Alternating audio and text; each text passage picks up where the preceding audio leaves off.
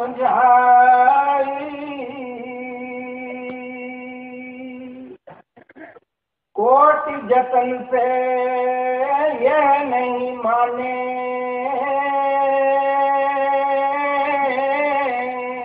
धुन सुनकर मन समझाई। ये हुजूर स्वामी जी की वाणी है। कल हमने गुरु घर की वाणी ली थी, उसके ऊपर विचार किया था कि जो हम रोज सत्संग में सुनते हैं कि शब्द की कमाई में लगना है, नाम की कमाई में लगना है, तो वो शब्द क्या है?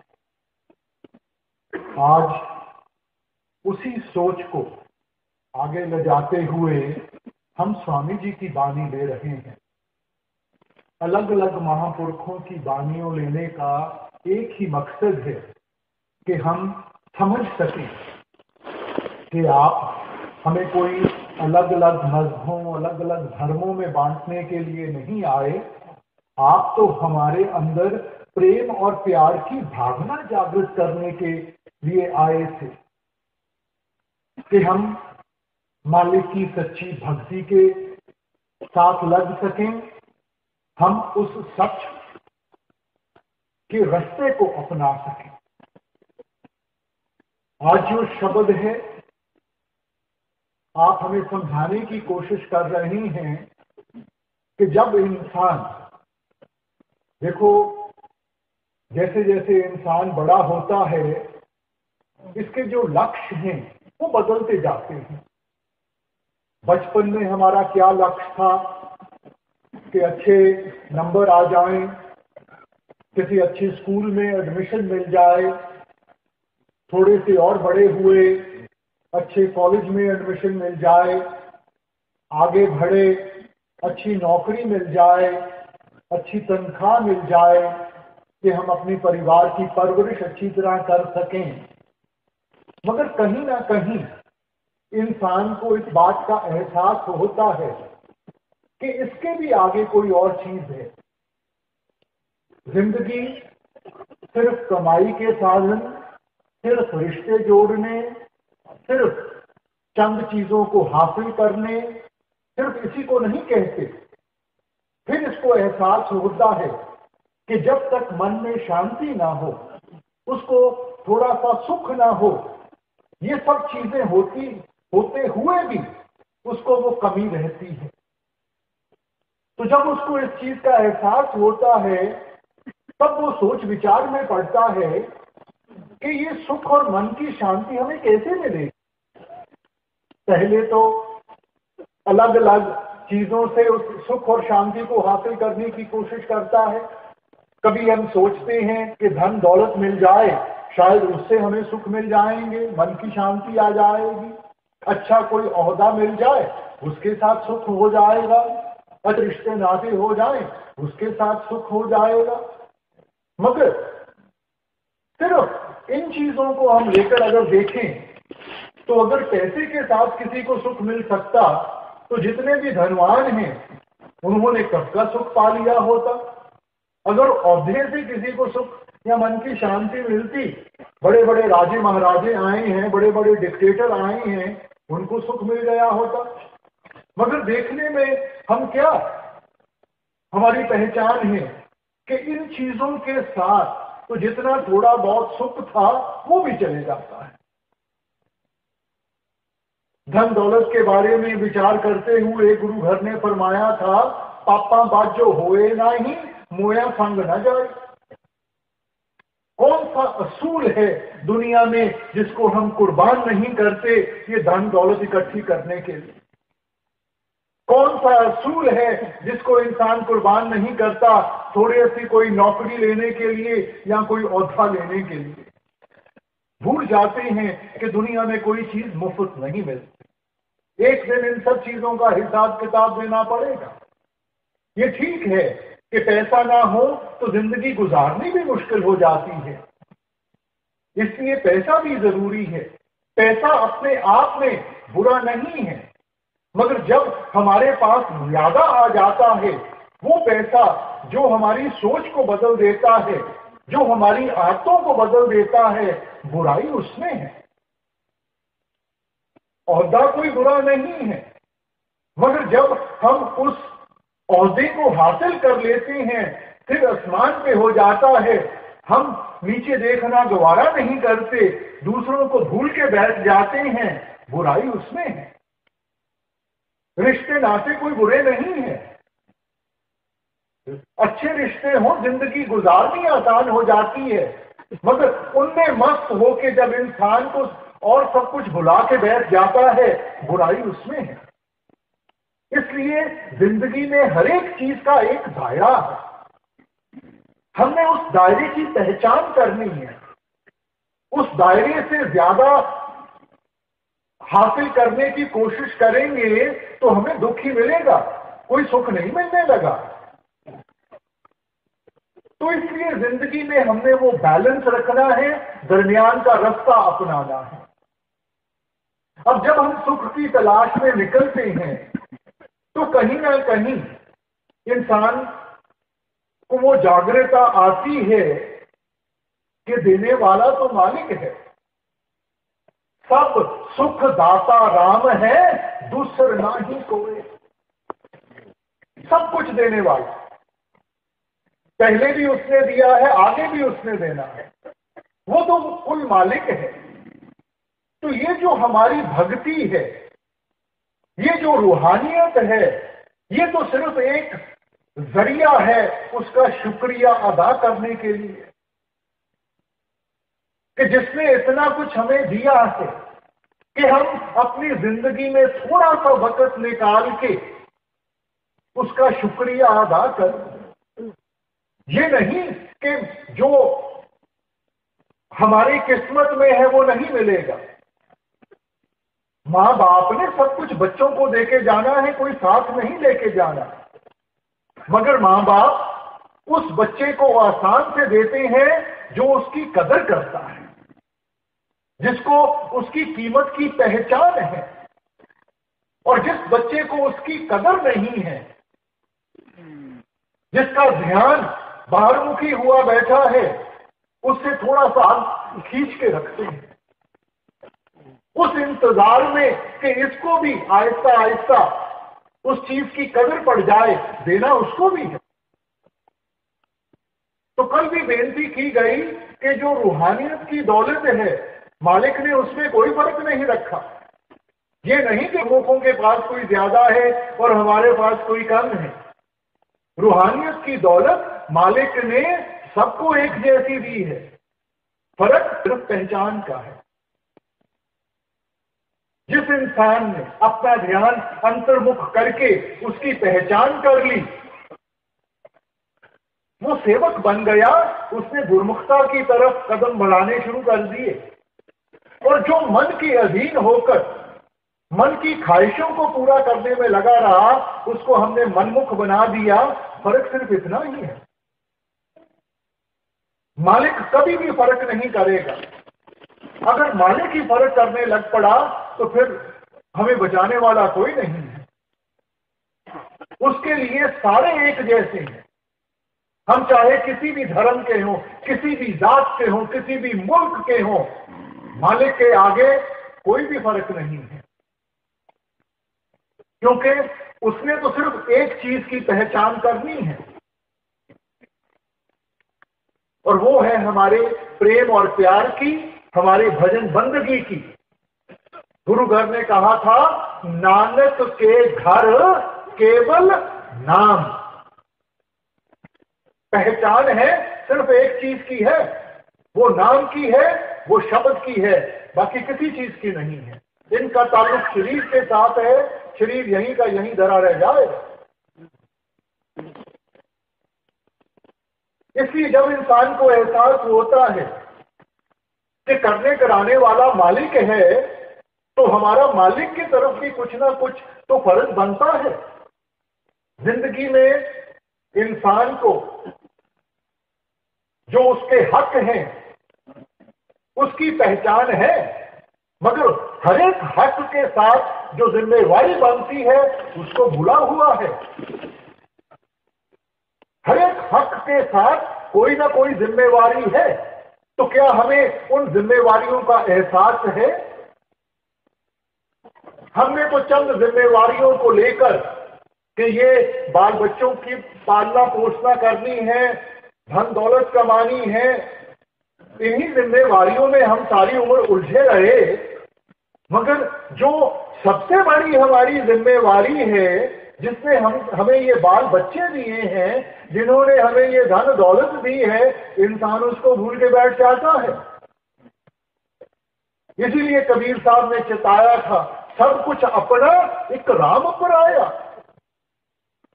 इंसान सभी चीजों को अपना मानता है, अगर इससे कोई दूर है तो वो मालिक दूर है। और दूरी कोई मालिक ने नहीं बनाई, दूरी हमारी बनाई हुई है। मालिक तो अंग संग है। मोह मोहे जाने दूर है, सतगुर सदा सदूर है। इस मोह और माया के जाल में फंसकर, क्योंकि मालिक हमें दिखाई नहीं देता, इसलिए हम सोचते हैं कि हमारी मालिक से दूरी हो गई है, हमें मेहनत करनी पड़ेगी, हमें वहां जाना पड़ेगा। हमने कहीं नहीं जाना, क्योंकि मालिक हमारे अंदर है।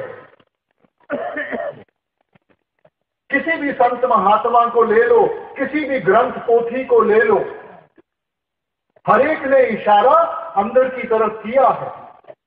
वेदों शास्त्रों ने इस देही को नर नारायणी देही कह के बयान किया है कि वो देही जिसमें नारायण खुद निवास सकता है। गुरु साहिबान ने फरमाया था, हरि मंदिर ये शरीर है, ज्ञान रतन प्रगट होए। हरि का सच्चा मंदिर, उसका सच्चा द्वारा कहीं बाहर नहीं है, वो हमारे अंदर है। और जब हम अंतर्मुख होंगे तब हमारे अंदर वो जागृता आएगी, तब हमें वो सच्चा ज्ञान हासिल हुआ जिसके साथ हम उसकी पहचान कर सकें और हम उसकी सच्ची भक्ति में लग सकें। ईसाई धर्म में भी क्राइस्ट फरमाया था, ye are the temple of the living God, कि आप खुद उस परमात्मा के जीते जागते मंदिर हो। मगर क्या इंसान अंदर से उसकी तलाश करता है कि बाहर मुखी हुआ बैठा है? जो चीज बाहर है नहीं तो वो हमें मिलेगी कहां से? इसलिए आपने समझाया, सब कुछ घर में, बाहर नहीं बाहर ढूंढे सो परम बुलाई। सब कुछ घर में, सब कुछ आपके अंदर है। वस्तु कहीं ढूंढे कहीं। अगर आपके घर में कोई चीज खोई हो तो जब तक अपने घर में नहीं तलाश करोगे वो आपको कैसे हासिल होगी, कैसे मिलेगी? इंसान तो इतना बाहरमुखी हुआ बैठा है, बाहर के साधन अपनाए हुए हैं, बाहर के तौर तरीके अपनाए हुए हैं, मगर उनके साथ मन को झूठी तसल्ली मिल जाती है, मालिक की प्राप्ति नहीं होती, मुक्ति नहीं मिलती। इसलिए जरूरी है कि मन की झूठी तसल्ली को छोड़ के, इस मन को काबू करके हम इसको सच के रास्ते पे लेके आए, उस सच की कमाई में इसको लगा। अब जब इंसान रूहानियत के रास्ते के ऊपर चलने की कोशिश करता है, सबसे बड़ी मुश्किलात इसको कहां से मिलती है? उस मन से मिलती है, क्योंकि मन आदत से मजबूर है। जैसी हमने मन को आदतें डाली हुई हैं, मन वैसे ही चलता है। इस वक्त मन का जो रुख है वो नीचे की तरफ है, बाहर की तरफ है।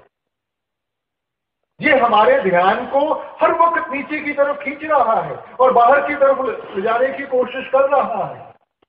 जब हम परमार्थ में आते हैं तो संत जन हमें समझाते हैं कि भाई इस ख्याल को जो सारी दुनिया में फैला हुआ है, हमने इसको एकाग्र करना है और ऊपर की तरफ लेके जाना है और यहाँ आंखों के पीछे टकाना है। जब हम साधु संतों को देखते हैं कि आपने यहाँ तिलक लगाया हुआ है, हमने क्या कभी विचार किया है कि इसका मकसद क्या है? सिर्फ तिलक लगाने से, भगवे कपड़े पहनने से कोई साधु संत नहीं बन जाता। मत है कि हमारा ख्याल यहां रहना चाहिए।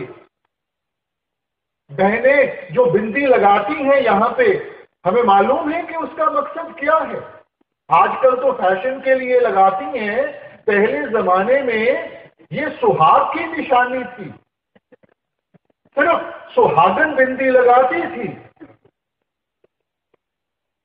और अगर ये आत्मा रूपी उस परमात्मा रूपी कदमों में चली जाए, वो परमात्मा जो आवागमन के चक्कर से ऊपर है, जो इस 84 के जेल खाने से कहीं ऊपर निकल गया है,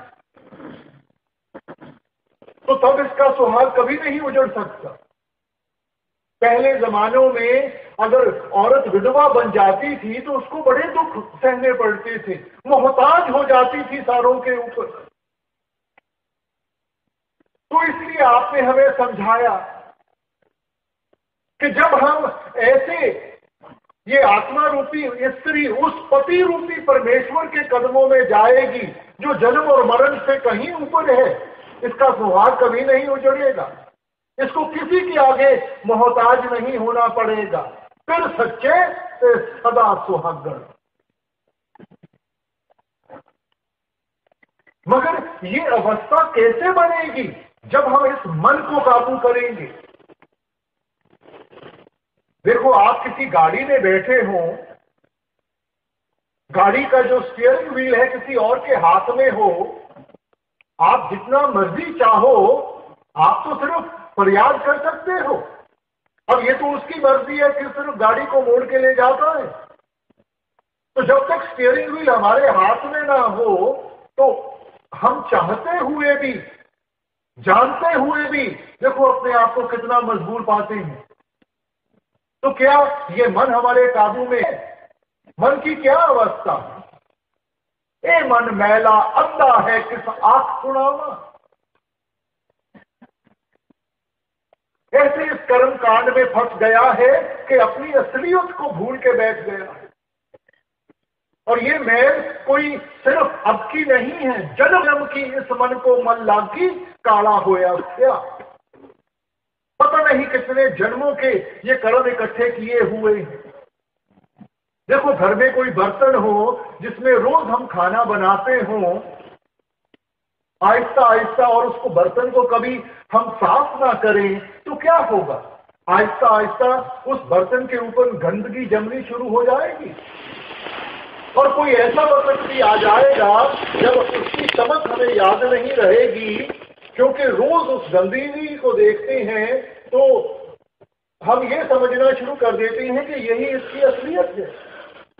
मगर फिर कोई हमारे पहचान वाला आता है, हमें समझाता है कि भाई ये बर्तन इतना गंदा है, इसको कभी साफ भी कर लिया करो। अब उसको साफ करना शुरू करेंगे, एक तह गंदगी की निकलती है, नीचे एक और तह मिलती है, वो निकलती है, नीचे एक और तह मिलती है, क्योंकि इतनी देर महीनों महीने वो बर्तन साफ नहीं किया।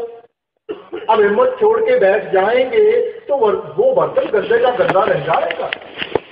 मगर उसको रगड़ते जाएंगे, कहीं ना कहीं उसकी चमक सामने आ जाएगी।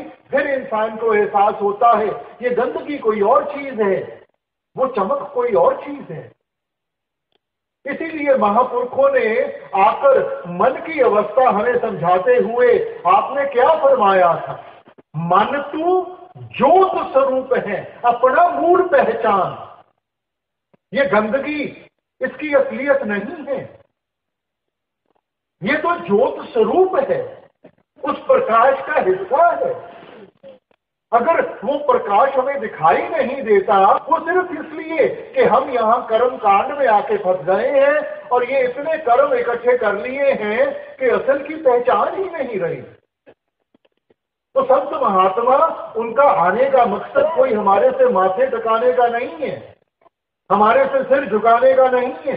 उनका मकसद है समझाने का कि भाई आपकी असलियत क्या है। आप तो उस मालिक के घर से आए हो। इंसान उस वक्त तक ही आगे हाथ फैलाता है जब तक उसको अपने असल की पहचान ना हो। राजे का बेटा होकर अगर गली में भीख मांगता फिरता है क्योंकि उसको एहसास नहीं है कि उसका पिता कौन है, और जिस दिन उस चीज का एहसास होता है फिर वो भीख नहीं मांगता, अपना हक मांगता। और वैसे ही रूहानियत के साथ हमने अपने अंदर वो जागृता लानी है कि हमारी असलियत क्या है।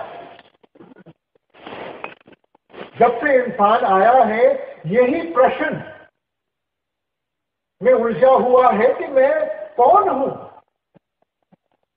मेरी असलियत क्या है। अंग्रेजी फिलोसोफर्स ने कह दिया, I think therefore I am. क्योंकि मेरी सोच है, उस सोच के साथ मैं कदम उठाता हूं, इसीलिए मेरा वजूद बना हुआ है। सोच कहां से आती है? मन से आती है। तो क्या हमारा दायरा वो मन तक ही सीमित रह गया? इसलिए हमने पहले तो ये पहचान करनी है कि हमारी असलियत क्या है। इस वक्त हमने तो इस शरीर को असलियत समझ के बैठे हुए हैं, क्योंकि इंसान जो कुछ भी करता है सिर्फ इस शरीर को संवारने के लिए करता है, असल को भूल गया। शरीर यहीं का यहीं धरा रह जाएगा। तो असल क्या है? असल हमारी आत्मा है। मगर सारे जीवन हम रात को सोते हैं, शरीर को आराम चाहिए, खाना खाते हैं, शरीर को ताकत चाहिए, कमाई करते हैं, शरीर की देखभाल करनी है। मगर क्या हमने विचार किया है कि आत्मा की खुराक कौन सी है? आत्मा को आराम कहां से मिलेगा? तो जो असल है उसको इंसान भुला बैठा है, और जिस चीज में साथ नहीं निभना उसको संवारने में लगा हुआ है। तो संतों ने आकर हमें थोड़ा सा समझाने की कोशिश की कि भाई ये आपकी असलियत नहीं है।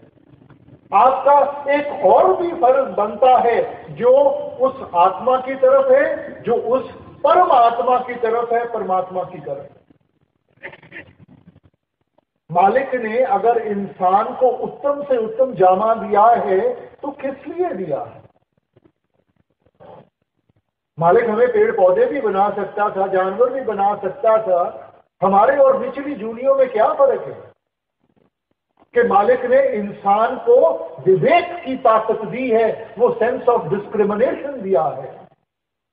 आपने फरमाया था, 184 जून सबाई मानस को प्रभ दी वडियाई, इस पौड़ी से जो नर चूके सो आए जाए दुख पाए। 84 लाख जूनियां बनाकर इनको 2 हिस्सों में बांट दिया गया। एक कर्म जूनी है, दूसरी भोग जूनी है। जो इंसान की जूनी है वो कर्म जूनी है, बाकी जितनी भी जूनियां हैं वो भोग जूनियां हैं, भुगतान दे रही हैं। मालिक की बख्शिश हो, इन कर्मों के दायरे से आगे बढ़ सकें, कर्म जूनी में पहुंच जाते हैं। मगर कर्म जूनी का मकसद क्या है? वो चेतावनी देते हैं, इस पौधे जो न चूके। उदाहरण देकर कि देखो एक सीढ़ी है, मान लिया जाए उसके 84 लाख स्टेप्स हैं, चढ़ते गए आखिरी स्टेप पे पहुंच गए। थोड़ी सी मेहनत की, भक्ति की, सदा के लिए सीढ़ी से छुटकारा मिल गया। मगर आखिरी स्टेप पे भी आकर अगर हमारा पैर फिसल गया, पता नहीं कहां जाके जन्म मिलेगा, कहां जाके सहारा मिलेगा, उस अवस्था में मालिक की भक्ति का मौका मिले ना मिले। इस पौड़ी पे जो न चूके सो आए जाए दुख पाएगा। बार बार आना पड़ेगा, बार बार दुख और मुसीबतों से गुजरना पड़ेगा। इसलिए क्या मकसद है इस जीवन का? यही संत महात्मा आकर हमें समझाने की कोशिश करते हैं कि भाई परापत मानुख दे हरिया, गोविंद मिलन की यह तेरी वरिया, अवर काज तेरे किते न काम, मिल साध संगत भज केवल नाम।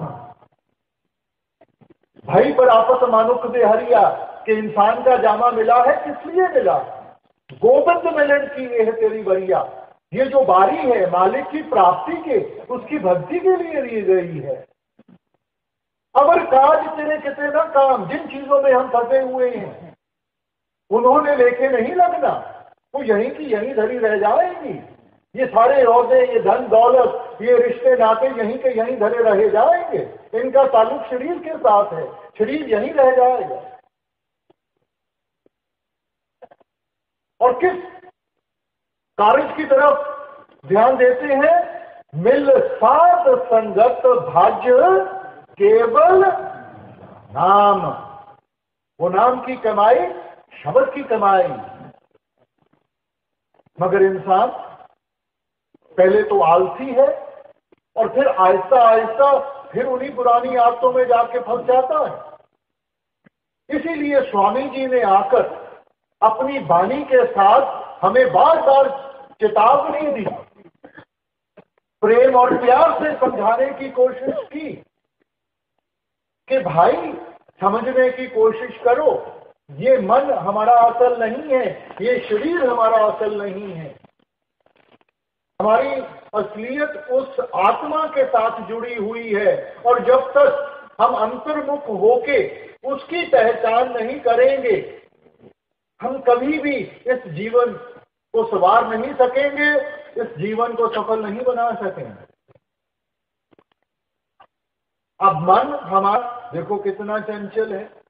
मन खिन खिन भरम भरम बहुधावे, तिल घर नाही वासा पावे। कभी भी एक जगह पे टिकता नहीं है, कभी एक इच्छा तो कल को दूसरी इच्छा, और सारी उम्र गुजर जाती है इसको पूरा करते करते। ये कभी पूरी नहीं हो सकती, इसलिए इंसान इन्हीं में उलझा रहता है। तो मन को कैसे काबू करना है? तो वो स्वामी जी समझाने की कोशिश करते हैं कि तुन सुन के मन समझाओ, कोट यतन से ये नहीं माने। हम सोचते हैं कि दुनियावी चीजें हासिल करने के साथ, ये धन दौलत औहदे हासिल करने के साथ इस मन को तृप्त आ जाएगी, इसकी जो भूख है वो मिट जाएगी। मगर आप समझाते हैं कोट यतन से ये नहीं माने, इन सब चीजों के साथ इसको तृप्त नहीं आएगी, इसको सहज नहीं आएगी। और सहज कैसे आएगी? तो आप समझाते हैं तुन सुन के मन समझा, वो धुन। अब ये धुन क्या चीज है? कल आपने गौर फरमाया उस शब्द के बारे में। ये वो धुन है जो रात दिन 24 घंटे हमारे हरेक के अंदर बज रही है। ये कोई वो धुन नहीं है जो बाजे से पैदा होती है।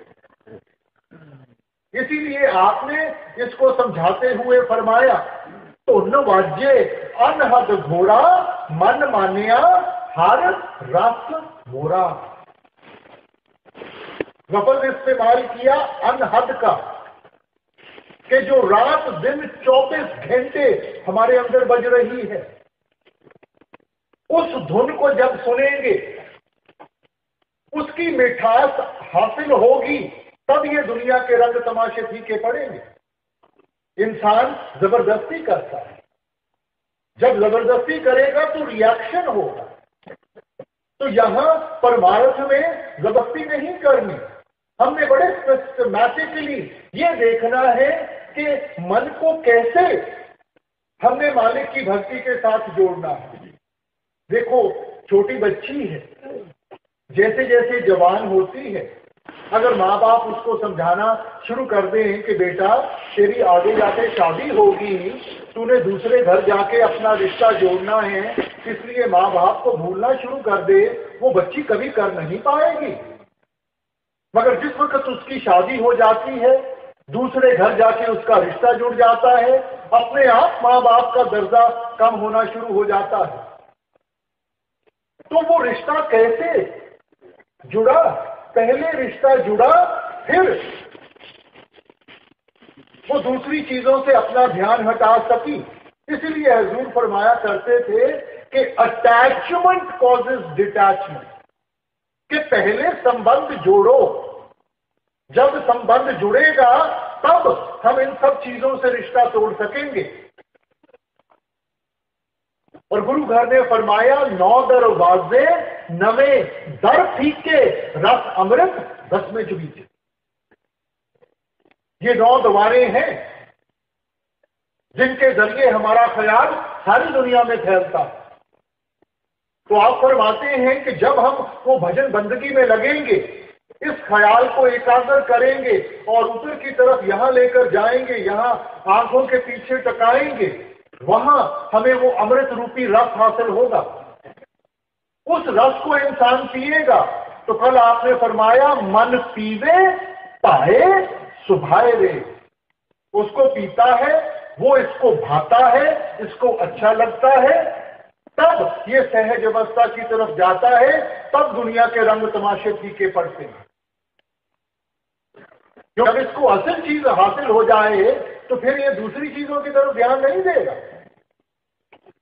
9 दरवाजे नवे दर फीके, रस अमृत 10 में चुबीचे। जब वो रस हासिल हो गया तो दुनिया के सब रंग तमाशे फीके पड़ जाएंगे। इस वक्त जब हम रूहानियत में कदम रखते हैं, क्योंकि सत्संग में ये चीजें समझाई जाती हैं कि हमारे लिए क्या अच्छा है क्या बुरा है, हम सोचते हैं कि चलो मन को जबरदस्ती इनसे हमने दूर करना है, मगर जबरदस्ती करेंगे मन रिएक्ट करेगा और उतना जोर पकड़ के दोबारा उन्हीं चीजों की तरफ भागेगा। इसलिए हमने ऐसा रास्ता अपनाना है कि भजन बंदगी शुरू करें। जैसे जैसे भजन सिमरन में बैठेंगे, अंदर से वो रस आएगा, उस रस के साथ अपने आप हमें अंदर से वो प्रेरणा मिलेगी, ताकत मिलेगी कि हम इन चीजों को पीछे छोड़ सकें। तो एक सिस्टमैटिक अप्रोच होनी चाहिए। ये नहीं कि आज से मैंने ये नहीं करना, ये नहीं करना, ये नहीं करना।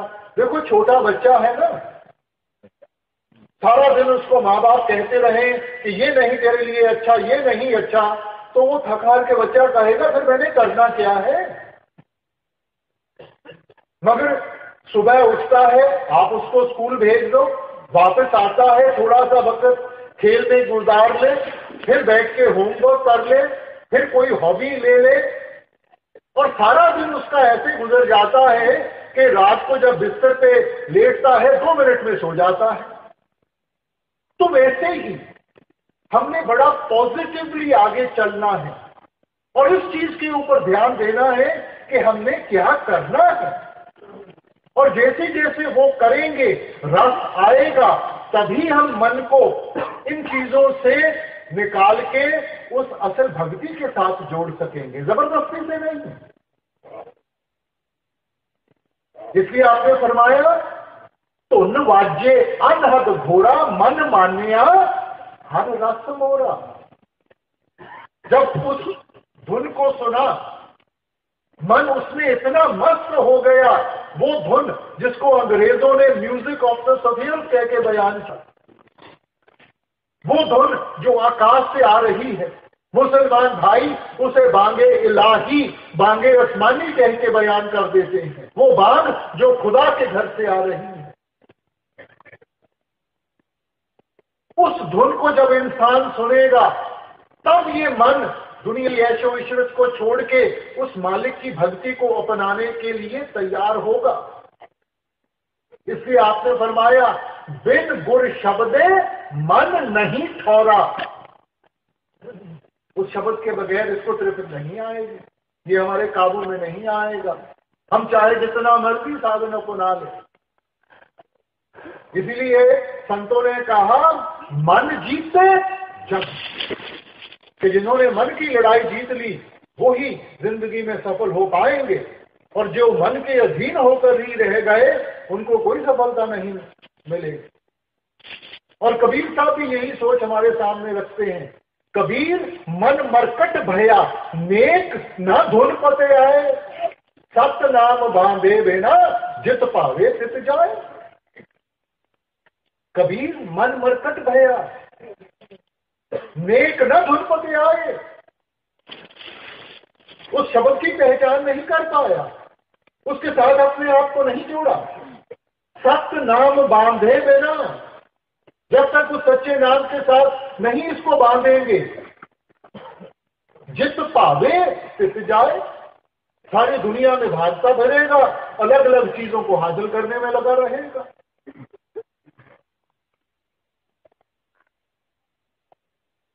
इसलिए समझें, देखो पुराने जमाने में ऋषि मुनि आए, उन्होंने मन को काबू करने की कोशिश की और ये सोच थी कि देखो मन इन चीजों को चाहता है, तो अगर हम मन को इन चीजों से दूर ले जाएं तो मन इनको बार बार देखेगा नहीं, इस मन की चाहत खत्म जाएगी। तो आपको क्या, आप जंगलों पहाड़ों में चले गए, सारा कुछ त्याग के जंगलों पहाड़ों में चले गए, तो क्या मन कम आ गया? वहां बैठ के जितनी भी आपने जो कुछ भी किया उसके साथ रिद्धियां सिद्धियां जरूर मिल गई, मगर मन ने तो जब अपना नाच नचाया, इतिहास खोल के देखें, किसी को काम ने मार गिराया, किसी को क्रोध ने मार गिराया, मन तो फिर काबू में नहीं आया, क्योंकि मन तो जहां भी जाएंगे मन साथ में जाएगा। और क्या छोड़ा फिर आपने? वहां जाकर भी रोटी तो फिर भी चाहिए थी, सिर ढकने के लिए छत फिर भी चाहिए थी, बदन ढकने के लिए कपड़े तो फिर भी चाहिए थे।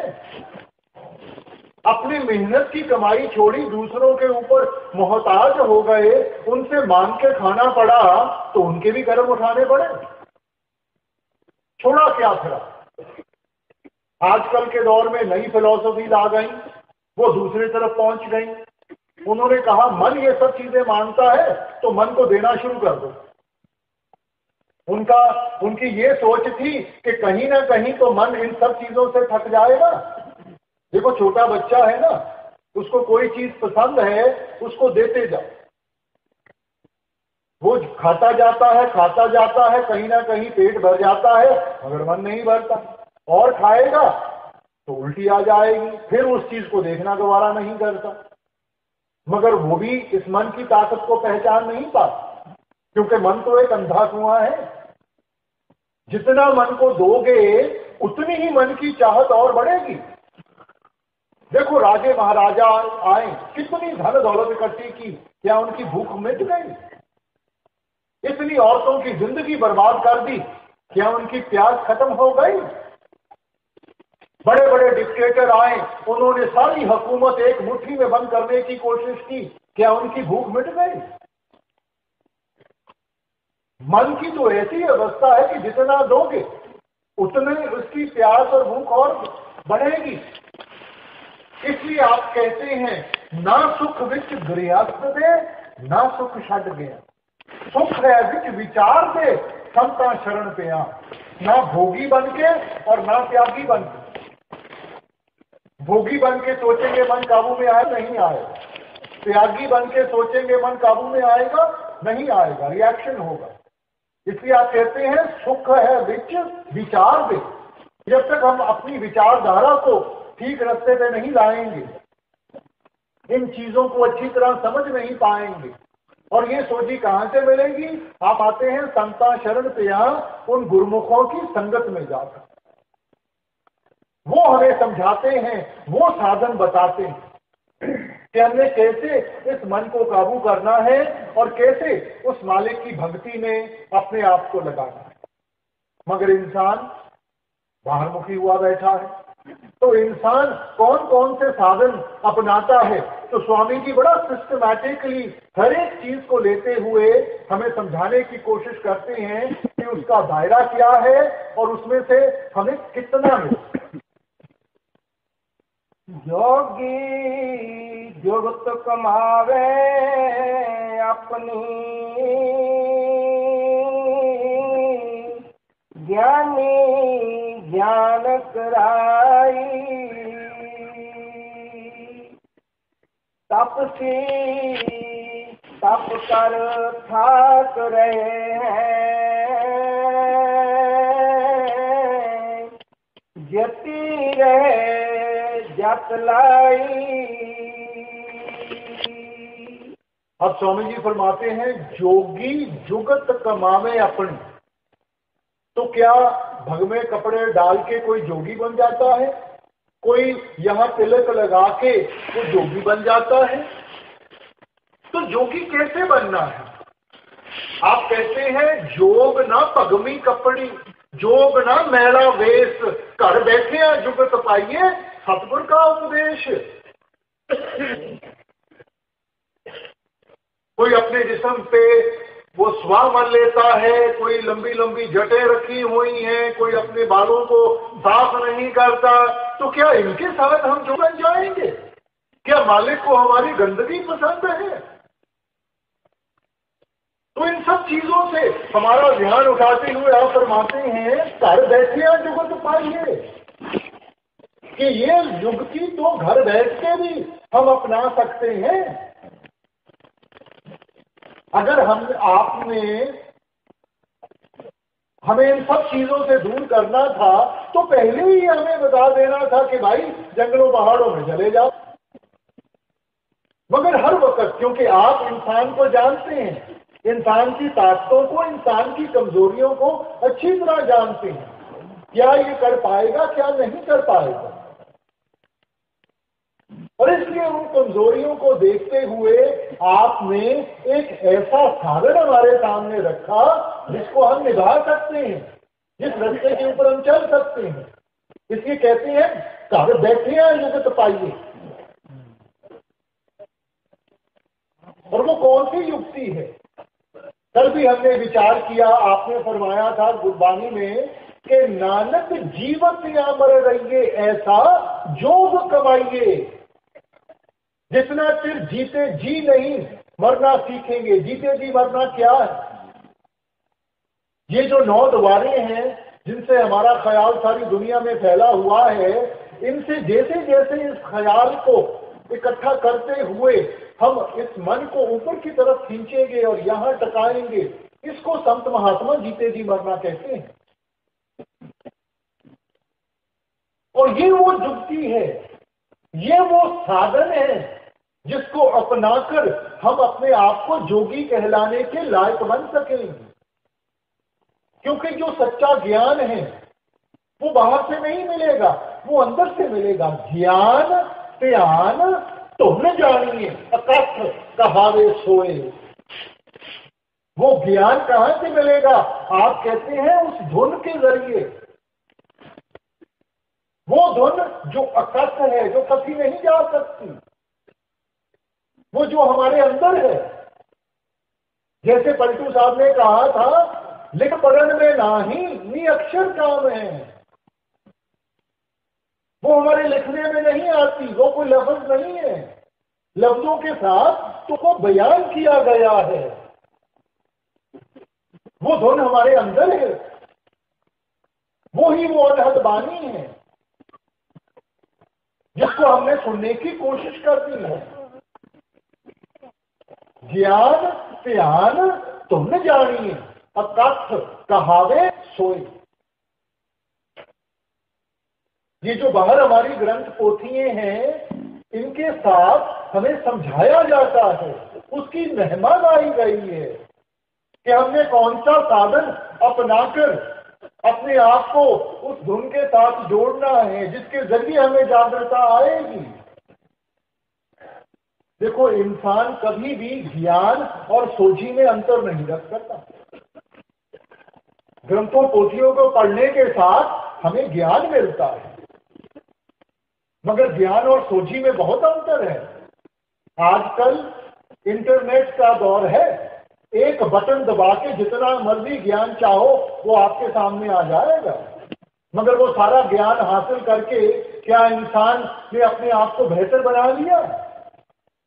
हम तो फिर भी उन उलझनों में फंसे हुए हैं, हम तो फिर भी उस गंदगी में जुड़े हुए हैं।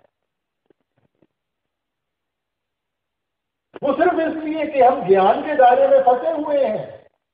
इसलिए आपने कहा ज्ञानी बूझे कुआं पड़े पलटू चले ना देख, मन माया में मिल गया मारा गया विवेक। ज्ञान के साथ इतना अहंकार आ जाता है, अपने आप को गुणी ज्ञानी बना के बैठ जाते हैं, आगे पड़ा हुआ पत्थर नहीं दिखता, ठोकर लगती है और मुंह पर में जाकर गिरते हैं। हमें वो ज्ञान चाहिए जिसके साथ हमारे अंदर निर्मलता आएगी, हमारे अंदर निर्मलता आएगी, हमारे अंदर से वो अहंकार जाएगा। देखो, रावण एक टीकाकार पंडित था, जिसकी कोई कमी नहीं थी। ये जो उसके इतने सिर दिखाए जाते हैं, ये बड़ी चीज सिंबॉलिक थी कि इतने सिरों जितना उसके पास ज्ञान था। मगर सारा ज्ञान किस काम आया? मन ने तो जब अपना नाच नचाया, आज तक हम उसका पुतला बना के जलाते हैं, क्योंकि सिर्फ ज्ञान के साथ जागृता नहीं आती। जब उस ज्ञान को हम करनी के साथ जोड़ेंगे, फिर उसका अनुभव होगा, फिर हमें एहसास होगा सच क्या है, झूठ क्या है। आम सत्संग में हमें समझाया जाता है कि देखो, अगर मैं कोई मिठाई लेकर आपके सामने रख दूं और मैं कहूं कि दुनिया में सबसे मीठी चीज है, मेरा मान आदर करते हुए आप सिर हिला देंगे, मगर क्या मन से भरम चले जाता है? मन में फिर भी कहीं ना कहीं वो डाउट रहता है कि पता नहीं सबसे मीठी चीज है कि नहीं। अब वो ही मिठाई को हम उठा के चख लें, तब हम पूरे विश्वास के साथ कह सकते हैं कि ये सबसे मीठी चीज है कि नहीं है। नतीजे के ऊपर कैसे पहुंचे? जब हमने करनी का रास्ता अपनाया। इसलिए आपने फरमाया, बिन चाखे स्वाद ना चाहते, चखते नहीं, स्वाद नहीं पता, स्वाद नहीं पता, निभा नहीं पाएंगे, प्रेरणा कहां से मिलेगी? इसलिए ये सिर्फ बाहर के ज्ञान की बात नहीं है। बाहर के ज्ञान से हमें पता चलता है कि हमने क्या करना है। जब उसको करेंगे, उसका अनुभव होगा, तब हमारी विश्वास की नींव बनेगी। ये जो हम सोचते हैं कि जी ठीक है, मैंने सत्संग सुन लिया, मैंने किताबें पढ़ ली और इसके साथ मेरे को समझ आ गई, नहीं आएगी, मन डोल जाएगा। कभी भी कोई मुसीबत आई, कोई मुश्किल आई, मन वहीं का वहीं डोल जाएगा। मन में विश्वास की नींव, विश्वास की फाउंडेशन तब देगी जब आप खुद इस चीज को महसूस करोगे। इसीलिए गुरु घर ने फरमाया था, नाम में तुलना पुजाई सब डिटी ठोक बजाए। क्या महिमा गाएं, क्या बयान करें उस नाम के बारे में। ये कोई सुनी सुनाई बात नहीं है, ये पढ़ी पढ़ाई बात नहीं है, ये उनकी हद बीती है कि उन्होंने मालिक की भक्ति कैसे की, उन्होंने ये रूहानियत की दौलत कैसे हासिल की। और हमें भी वही प्रेरणा देते हैं कि भाई ये बाहर के ज्ञान को छोड़ के ये अंदर के ज्ञान की तरफ ध्यान करो। उस करनी से विश्वास बनेगा, जब आपको खुद अनुभव होगा, खुद एक्सपीरियंस होगा। इसलिए वाणी में आपने बड़ा सिस्टमैटिकली इस चीज को समझाया है। आप कहते हैं, गुर ज्ञान अंजन सच नेत्री पाया, अंतर चानन अज्ञान अंधेर गवाया। इस वक्त इंसान अज्ञानता के अंधेरे में बैठा है और अंधेरे में इंसान को ठोकर लगेगी लगेगी, चाहे जितना मर्जी ज्ञान हो। देखो, अंधेरा कमरा है ना, जितना मर्जी ज्ञान हो, कोई उसके अंदर में कितना फर्नीचर है, क्या कुछ है, मगर अंधेरा है, दिखाई नहीं देता, ठोकर लगेगी लगेगी। मगर अंदर जाने से पहले हमें किसी लाइट का सहारा मिल जाए, देखने की ताकत मिल जाती है, तब हम अपना बचाव कर सकते हैं। तो आप समझाते हैं कि वैसे जब हम ये अमृत रूपी नाम का सुरमा इन आंखों में डालेंगे, तब इन आंखों की रोशनी बढ़ेगी, तब अंदर में जागृता आएगी। गुर ज्ञान अंजन सच नेत्री पाया अंतर चानन, अंदर का चानन, बाहर का नहीं। अंतर चानन अज्ञान अंधेर गवाया। देखो हमने हर एक चीज का को अपने तर्जुमे में हम लेकर बाहर मुखी कर दिया। हमने प्रकाश के बारे में पढ़ा, हमने बाहर ज्योतें जलानी शुरू कर दी, हमने बाहर दिए जलाने शुरू कर दिए। हमने आवाज के बारे में पढ़ा, हमने बाहर घंटे बजाने शुरू कर दिए, हमने बाहर गीत सुनने शुरू कर दिए। अरे भाई, इशारा तो अंदर की तरफ था।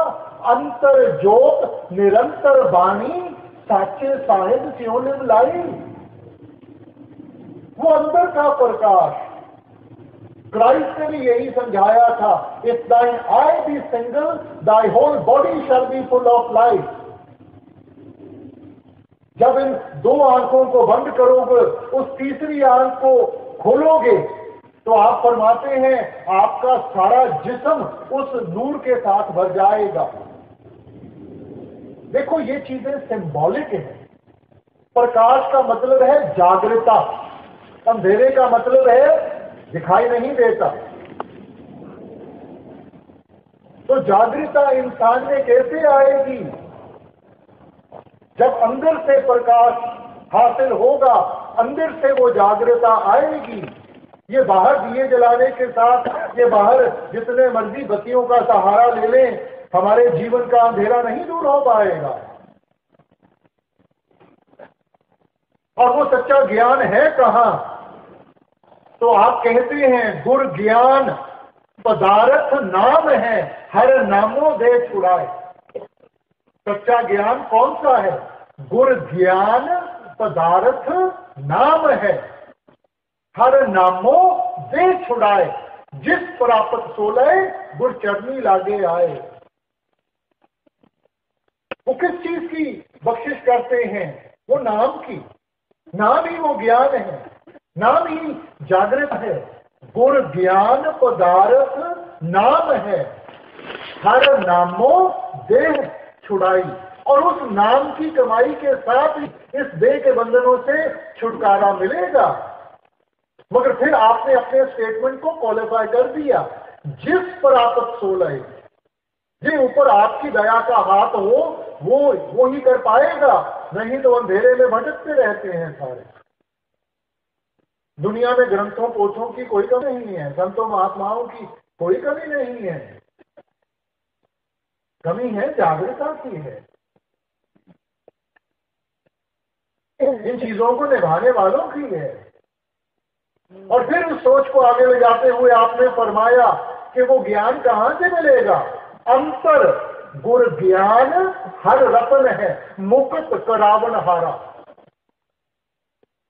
वो कहां है नाम? वो ज्ञान कहां है? आप कहते हैं अंतर, हमारे अंदर है। अंतर गुर ज्ञान हर रतन है, मुक्त करावन हारा। वो ज्ञान, वो रूहानियत की दौलत जिसके साथ इंसान को मुक्ति मिलेगी। नानक जिसनु नजर करे सो पावे, सो होवे दर सचियारा। मगर ये उसी का मिलेगा जिसके ऊपर आपकी मेहर भरी नजर पड़ जाए, जिसके ऊपर आपको दया हो जाए। ये जो हमारी भक्ति है, ये तो उसके सामने एक अरदास है, फरियाद है। हम अपनी करनी से नहीं कुछ कर पाएंगे। अपनी करनी से तो हम सिर्फ फरियाद कर सकते हैं, बेनती कर सकते हैं कि भुल्लनहार हां बख्श बख्श। इसलिए भाई ये समझने की कोशिश करें, ये ज्ञान अंदर से मिलेगा जब हम अंतर्मुख होंगे। फिर आप कहते हैं तपती तप कर थाक रहे हैं, जति नहीं जतलाए। किसी ने अपने आप को उल्टा टांगा हुआ है, किसी ने अपने बालों को बांधा हुआ है, किसी ने कोई साधन, किसी ने कोई साधन। इसलिए कबीर साहब चेतावनी देते हैं, आप फरमाते हैं क्या जप क्या तप संजमो क्या भरत स्नान, जब लग जुगत न जाए पाओ भगत भगवान। कौन सी तपस्या, कौन सी भक्ति, कौन से सरोवरों में जाकर नहा जाए? जब जुगत न जानिए, जब तक उस युक्ति की समझ नहीं है, उस साधन की समझ नहीं है, हम तो मालिक की भक्ति करते हैं, डर के साथ करते हैं। हुजूर फरमाया करते थे, कोई सांप की भक्ति करता है इसलिए नहीं कि उसको सांप के साथ प्यार है, डरता है उससे, सोचता है भक्ति करूंगा, खुश होगा, उसके डंग से बचा रहूंगा। मगर भाई, हमारा और मालिक का जो रिश्ता है वो कोई डर का रिश्ता नहीं है, वो प्रेम और प्यार का रिश्ता है। हमने मालिक की भक्ति करनी है, प्रेम और प्यार की अवस्था में लाकर करनी है। मगर इंसान डर में करता है, बाल बच्चे निकम्मे ना हो जाए, कारोबार में नुकसान ना हो जाए, कोई बीमारी ना आ जाए, सारी उम्र इन डरों में ऐसा फंसा हुआ है और सोचता है कि चलो इसको भी खुश कर लूं, इसको भी खुश कर लूं। खुश सिर्फ उस एक को करना है, भक्ति सिर्फ उस एक की करनी है। ये जो अनेक हैं, संत महात्मा हैं, ये सिर्फ उस एक की याद दिलाने के लिए आए हैं, उस एक के साथ जोड़ने के लिए आए हैं, कोई अपनी भक्ति कराने के लिए नहीं आए। इसलिए आप कहते हैं जप तप पुण्य दान, जप तप जेते सब ऊपर नाम, हर रसना जो जपे तुझ पूर्ण काम।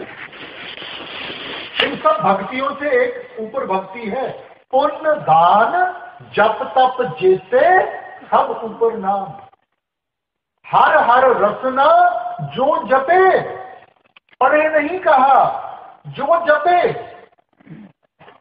जब हम उसका सिमरन करेंगे, उसकी याद अपने अंदर में बिठाएंगे,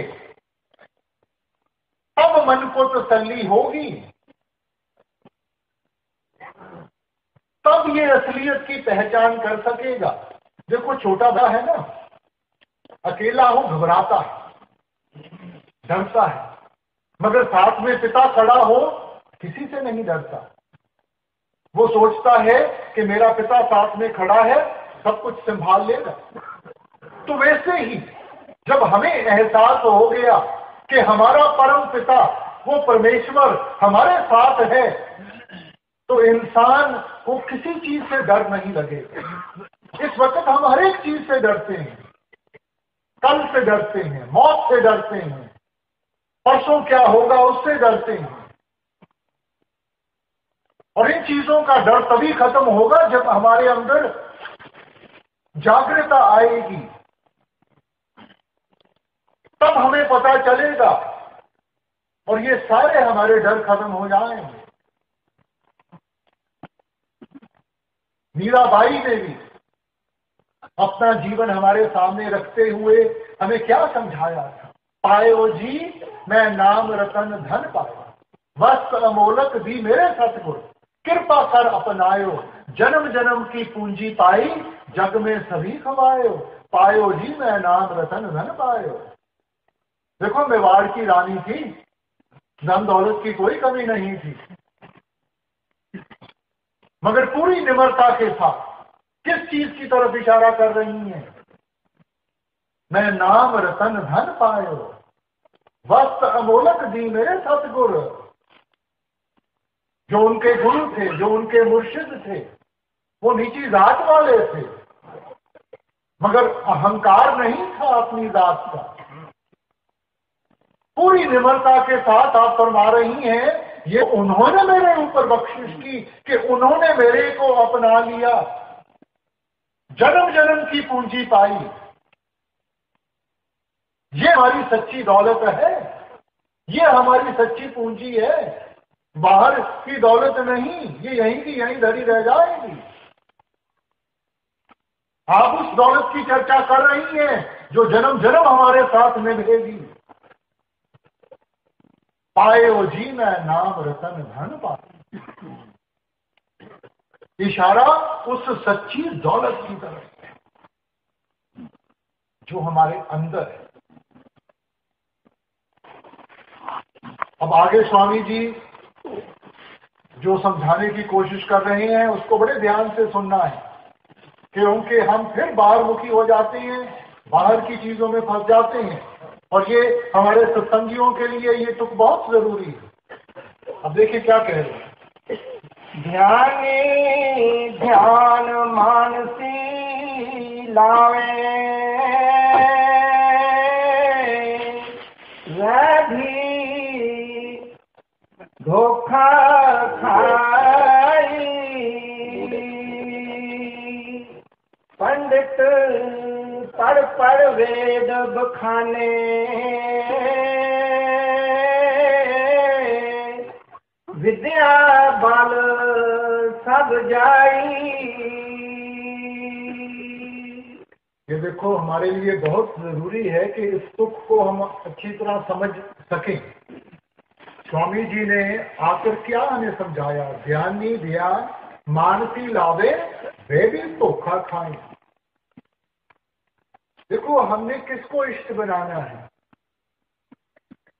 हमारे इष्ट बनने के लायक सिर्फ वो एक है। इसीलिए, क्योंकि आप जानते थे कि आहिस्ता आहिस्ता इंसान फिर बाहरमुखी साधनों में जाकर फंस जाएगा, इसलिए इस पहलू के ऊपर आपने एक पूरा शब्द लिखा है, क्योंकि जानते थे कि हम फिर भटक जाएंगे। तो आप कहते हैं गुरु मोहे अपना को दिखाओ। अब अगर गुरु सामने बैठा है तो ये फरियाद करने की क्यों जरूरत पड़ी कि गुरु मोहे अपना रूप दिखाओ? आगे समझाते हैं, ये तो रूप धरा तुम सरगुण जीव उद्धार कराओ। ये सरगुण स्वरूप है, हमारा उद्धार करने की धारा है। रूप तुम्हारा अगम अपारा सोई अवसर खाओ, कि जो असल स्वरूप है वो इन चीजों से कहीं ऊपर है। अब उसके दर्शनों का दीदार बख्श दो। देखो, वाणी में भी जब हम पढ़ते हैं दर्शन पे तत् पाप सब नाशे, ये बाहर के दर्शन नहीं है, ये अंदर के दर्शन है। जब अंदर जाकर ये मन वो सच्चे दर्शन करेगा तो उनमें ये इतना मग्न और मस्त हो जाएगा कि इसको सब कुछ भूल जाता। जो भी इसके ऊपर प्रभाव पड़े हुए हैं सबका सफाया हो जाएगा। मगर वो अंदरले दर्शन है, बाहर के दर्शन नहीं है। क्योंकि अगर सिर्फ बाहरले दर्शनों का जिक्र होता तो फिर वही चीज मन में आती है कि किसका दर्शन। संतों महात्माओं की तो कोई कमी नहीं है ना, तो मन में वही बात, भाई किसका दर्शन करना है।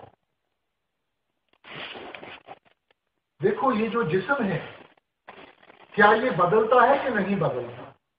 जवानी से बुढ़ापे में जाएगा कि नहीं जाएगा? जो चीज बदलती है वो माया रूपी है। माया किसको कहते हैं? आए जाए सो माया। और अगर ये जिस्म बदलता है तो ये भी माया रूपी है। अगर माया रूपी है तो हमारी भक्ति के काबिल नहीं है।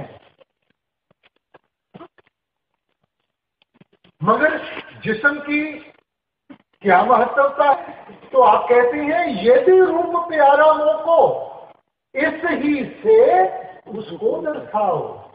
ये एक जरिया है, क्योंकि जब तक हम किसी चीज के ऊपर फोकस ना करें तो ध्यान में एकाग्रता कैसे आएगी? तो ये एक जरिया है। वाणी में भी देखो एक तुक आती है, अफसोस से कहना पड़ता है, ये नहीं कि हम ग्रंथों पोथियों को पढ़ते नहीं, मगर उनको समझ नहीं पाए कि उनका सही मायना क्या है। वाणी में तुक आती है, शब्द गुरु सुरत तुन चेला। गुरु कोई शरीर नहीं है और ना ही चेला शरीर है, क्योंकि शरीर में ताकत नहीं है कि इन सब चीजों को निभा सके। इसलिए आप कहते हैं कि शरीर में बैठ के हमने इस स्वरूप को जागृत करना है, इस कॉन्शियसनेस को जागृत करना है। शिष्य बनने की ताकत, डिसाइपल बनने की ताकत उस सूरत में है, उस कॉन्शियसनेस में है। जब वो सूरत जागृत होगी तब ये उस धुन के जरिए उस शब्द स्वरूपी गुरु की पहचान कर सकेगी, तब उसके साथ मिलाप हासिल कर सकेगी। शब्द गुरु सुरत तुम चेला।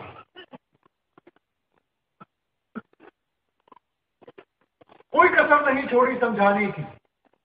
शरीर सिर्फ एक जरिया है, शरीर धारा है, क्योंकि उदाहरण बन के आए हैं कि अपने उदाहरण के जरिए समझा सके, दिखा सके।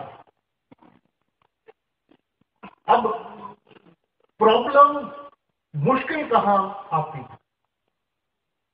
कहना बहुत आसान है कि उस एक की भक्ति करनी है, मगर उस एक को देखा करते हैं। इंसान का दायरा तो छोटा है, जब तक हम किसी चीज को दे नहीं तो उसके साथ अपने आप को कैसे जोड़ेंगे? जब तक किसी चीज को महसूस नहीं करते तो उसके साथ कैसे अपने आप को जोड़ेंगे? क्योंकि जब मालिक के बारे में जिक्र होता है तो हमें यही समझाया जाता है कि उसका तो कोई रंग नहीं है, उसका कोई रूप नहीं है, उसका कोई निशान नहीं है। तो फिर ऐसे मालिक की भक्ति कैसे करेंगे भाई?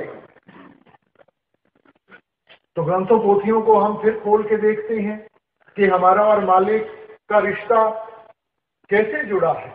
मालिक ने सारी सृष्टि को बनाया, उस नाम के जरिए बनाया। नामो उपजे नामो बिरसे। तो हमारा और मालिक का जो लिंक है वो उस नाम के आधार के ऊपर है। वो नाम है कहां? वो हमारे अंदर है। इस देही विच नाम निदान है, पाइये गुर के हे तपा। वो हमारे अंदर है। तो हमारा और संबंध, देखो, आपने किसी बड़े आदमी के पास काम लेकर गए हो, उस तक पहुंचना ही मुश्किल हो जाता है। तो फिर हम क्या करते हैं? हम किसी ऐसे इंसान को ढूंढते हैं जिसकी पहचान उसके साथ भी हो और हमारे साथ भी हो। फिर वो एक जरिया बन जाता है हमारे लिए। तो वैसे ही हमने वो जरिया ढूंढना है। तो यहां कौन सा जरिया है परमार्थ में? ये वो शब्द है, ये वो नाम है। तो जब हम अपना ध्यान अंतर्मुख करके हम अपने आप को उस शब्द के साथ जोड़ेंगे, वो शब्द हमारा लिंक बनेगा उस परमात्मा का। शब्द के साथ जागृता आएगी। शब्द वो ताकत है जिसने सारी सृष्टि को बनाया है। उस ताकत के साथ हमारी ताकत भी जागृत होगी। तब हम उस शब्द स्वरूपी परमात्मा की पहचान कर पाएंगे, तब उसके साथ मिलाप हासिल कर सकेंगे। तो बाहरले स्वरूप के साथ तो सिर्फ हमें समझाने के लिए आते हैं और उस शब्द के साथ जोड़ने के लिए आते हैं। उस शब्द के जरिए फिर हमने कमाई करनी है और आगे परमात्मा के साथ हमने अपना मिलाप हासिल करना है, क्योंकि शब्द ही परमात्मा है। शब्द गुरु। ईसाई धर्म में न्यू टेस्टमेंट में जब आप शुरू करते हैं, in the beginning was the word and the word was with God and the word was God. शुरू में देखो, शब्द का तर्जुमा अंग्रेजी जुबान में करें तो हम उसको वर्ड कहेंगे। शुरू में वो शब्द था, वो शब्द परमात्मा के पास था, वो शब्द ही परमात्मा था। उसकी पहचान करनी है और वो पहचान होगी जब हम अंतर्मुख होंगे। फिर आगे स्वामी जी कहते हैं, पंडित पढ़ पढ़ वेद बखाने, विद्या बल सब जाई। विद्या से अहंकार होगा, सोझी नहीं मिलेगी। इसीलिए गुरु घर ने फरमाया था, पढ़िए जेते बरस बरस, पढ़िए जेते मां, पढ़िए जेते आरजा, पढ़िए जेते सांस। नानक लेखे एक गल और हमने चखण चाह। अब कहते हैं सारी उम्र पढ़ते रहो, हर एक साल पढ़ते रहो, हर एक महीने पढ़ते रहो, हर एक श्वास के साथ पढ़ते रहो।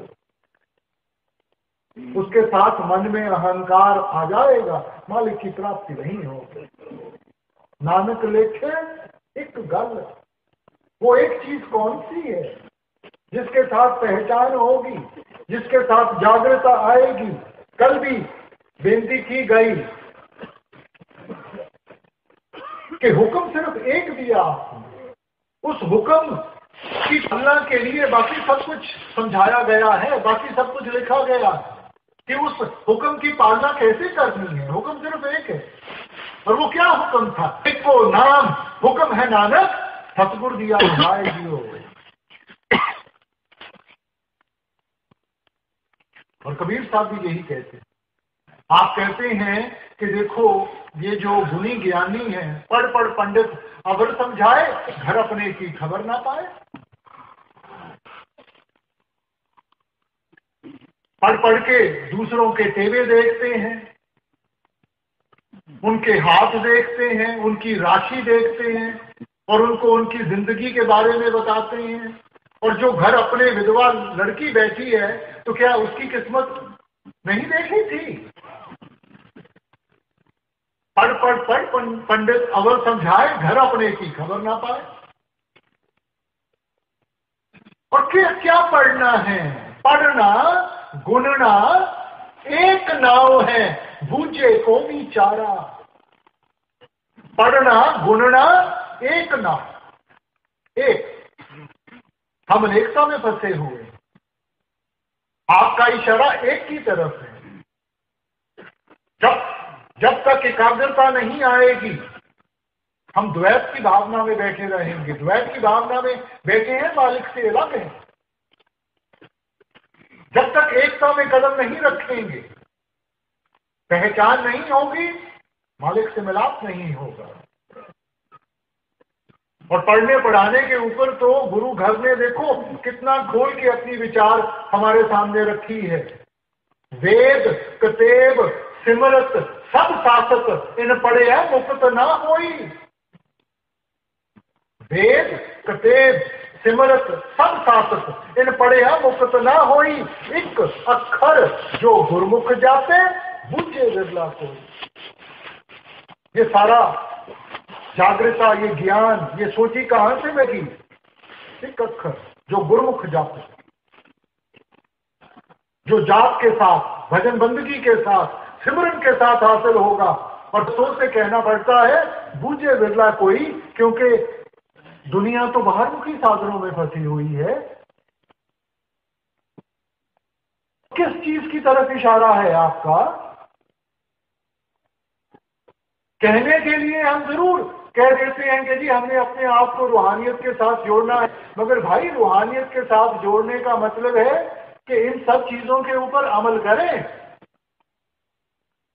और अगर अमल ही नहीं किया, फिर बाहरमुखी होकर मत्थे टेकते रहे, ईंटों पत्थरों को पूजते रहे, तो फिर क्या फायदा हुआ भाई?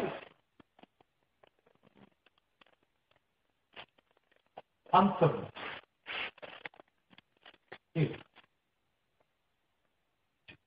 बुद्धि चतुरता काम न आवे,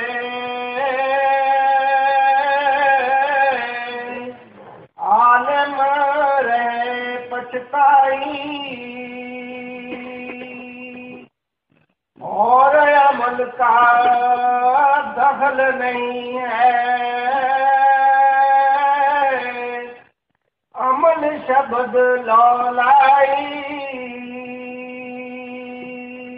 अब स्वामी जी चेतावनी देते हैं कि बुद्ध चतुरता काम ना आवे, कि जब मालिक के पास पहुंचेंगे वहां किसी ने आप इन चीजों की परख नहीं करनी, क्योंकि मालिक के दरबार में वहां सिर्फ वो एक चीज देखी जानी है, आपकी प्रेम और प्यार की भावना, और किसी चीज की परख नहीं होनी।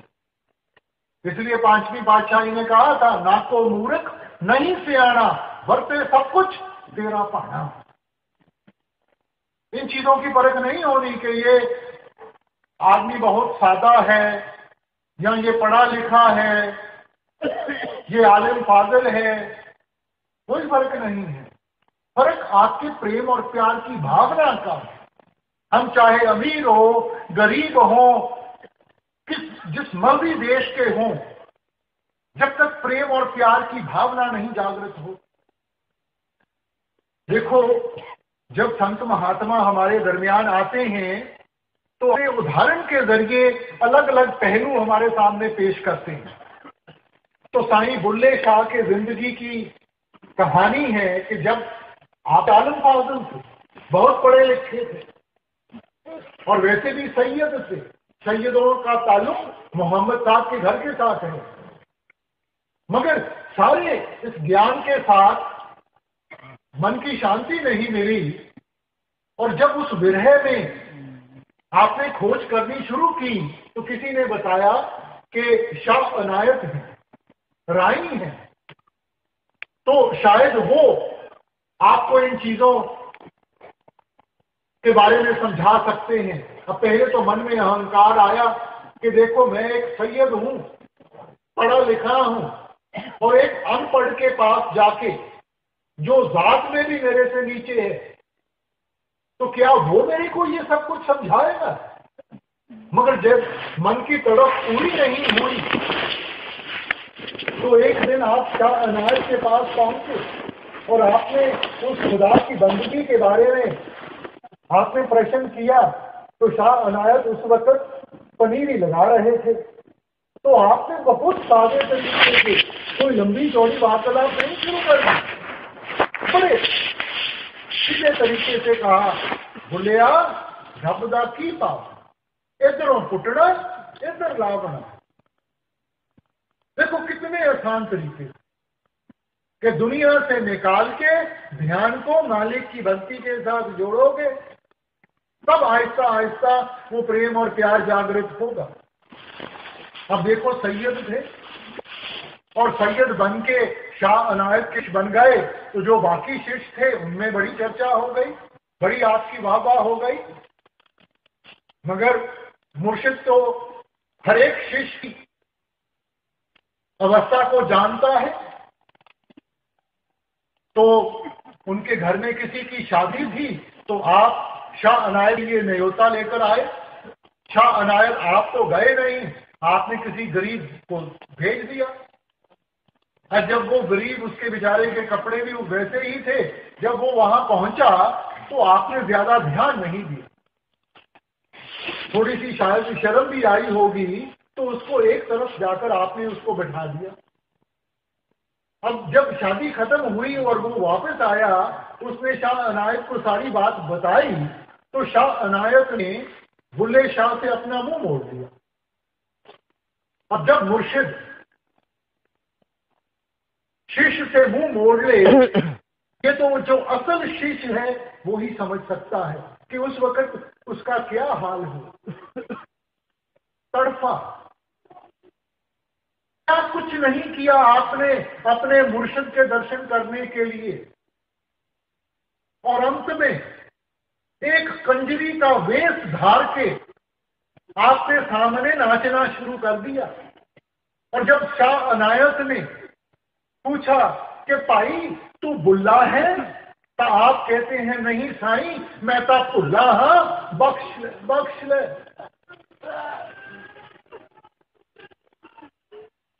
आपने कोई लोक लाज की फिक्र नहीं की, किसी चीज की फिक्र नहीं की। ये भी हमारे अंदर एक अहंकार है। स्वामी जी की वाणी पढ़ के देखो, लोक लाज, हम अपना नहीं देखते कि हमारा फायदा किसमें है, मैं क्या कहूंगा, मैं कैसे आगे चलूंगा, मेरा कारोबार कैसे चलेगा। कहने के लिए हम जरूर कह देते हैं कि मालिक ने किस्मत बनाई है, तो क्या उसने किस्मत बनाने के वक्त कोई गलती कर दी? अगर मालिक की गलतियां करने लग पड़ा तो भाई फिर हमारा पार उतारा नहीं हो सकता। वो गलती नहीं करता, गलती इंसान करता। जो हमारी किस्मत में लिखा है वो जरूर मिलेगा, और जो हमारी किस्मत में नहीं लिखा वो दुनिया की कोई ताकत नहीं दे सकती। तो फिर हम अपनी असूलों की कुर्बानी क्यों देते हैं?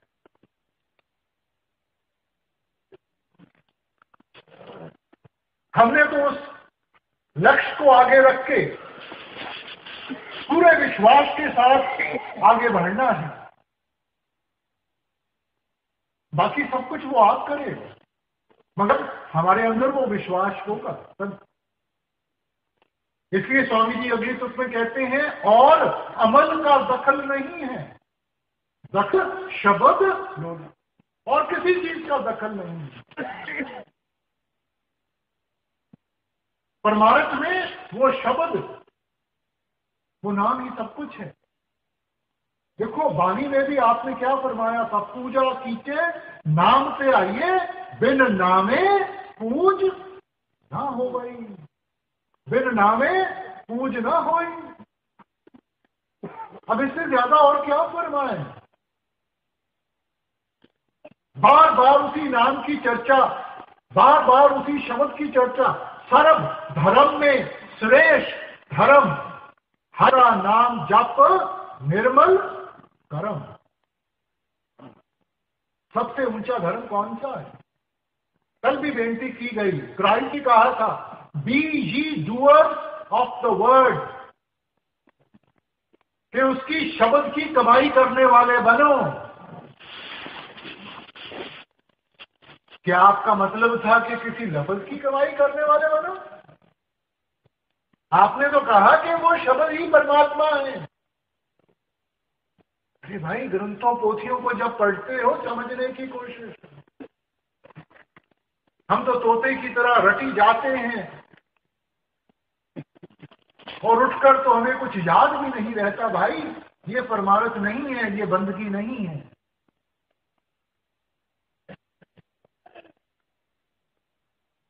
इसलिए समझें कि सारी लोक लाज, सब अहंकार, ये सब चीजों को छोड़कर हमने उस एक के साथ रिश्ता जोड़ना है, उस शब्द की कमाई में लगना है। गुरु मिले जब धुन का भेदी, शिष्य गिरधर आई, तुर्क शब्द की होए कमाई, तब मन कुछ ठहराई। अब देखो, जिंदगी में इंसान जो कुछ भी करता है उसकी शुरुआत उसकी कमी से, लोड़ से शुरू होती है। जब हमें किसी चीज की जरूरत पड़ती है तभी हम कदम उठाते हैं, तभी आगे बढ़ते हैं।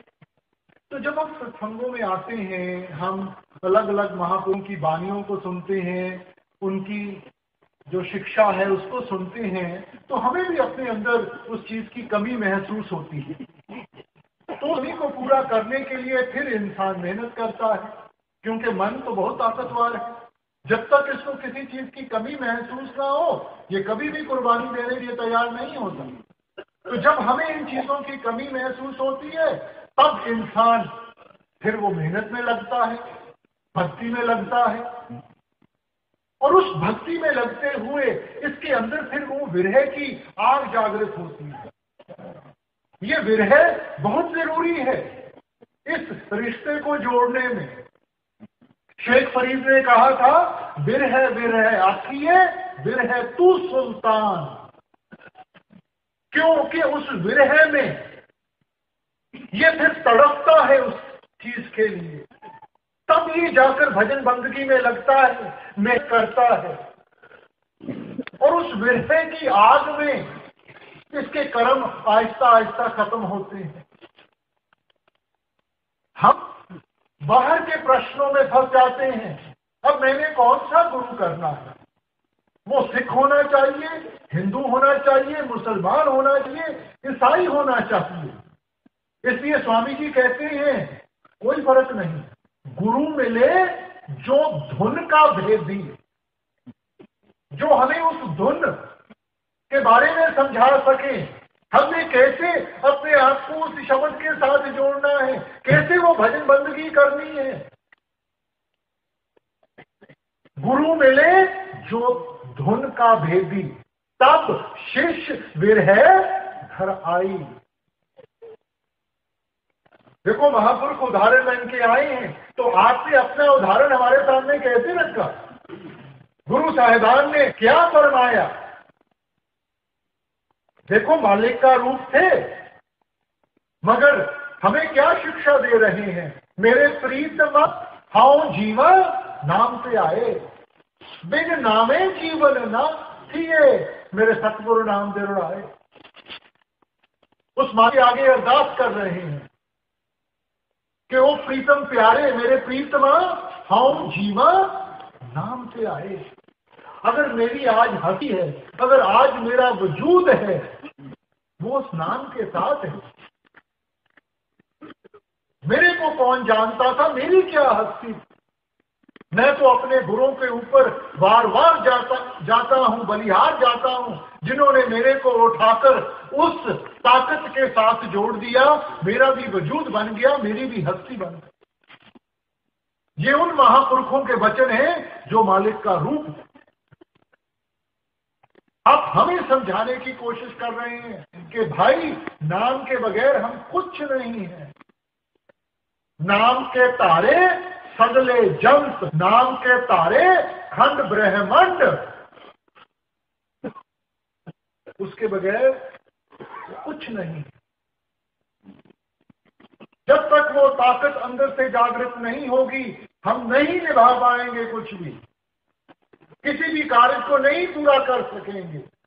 नहीं तो उसको पूरा करते करते और कर्मों का बोझा बढ़ता जाएगा और यहीं इस भवसागर में ही डोलते जाएंगे।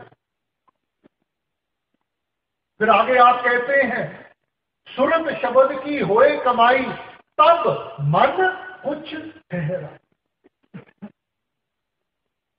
जब सुरत को शब्द के साथ जोड़ेंगे, उसकी कमाई में लगेंगे, तब मन हमारे काबू में आएगा, तब इसको त्रिपथ हासिल होगी। और यही सोच गुरु घर ने फरमाई थी, सुरत शब्द सुख उपजे, प्रभ रातो सुख था। सुरत को शब्द के साथ जोड़ के सुख हासिल होगा, मन की शांति मिलेगी उस सार शब्द के साथ। सार शब्द एक साच है और झूठ सब ज्ञान। शब्द एक साच और झूठ सब ज्ञान, समझाने की कोई कसर नहीं। मगर हम ही अपनी आदतों से मजबूर हैं। फिर इंसान बाहर मुखी वही पाठ पूजा वही चीजें करने में लगे रहते हैं। इसलिए भाई ध्यान दें, जो आप हमें सिखाने की कोशिश करें। मेरे सब हवस से हाथ न आवे, तन मन दे चढ़ाई, गुलहसी और कपटी जन को नेक न धुन पत्याई। अब स्वामी जी फिर चेतावनी दे रहे हैं कि ये हमने कोई कार्रवाई नहीं डालनी। ये दिखावे की भक्ति के साथ हमारा कुछ नहीं बनने लगा। किसी भी धर्म स्थान पे चले जाओ, कैसे नीचे लेट लेट के मत्थे टेकते हैं, नाक रगड़ते हैं।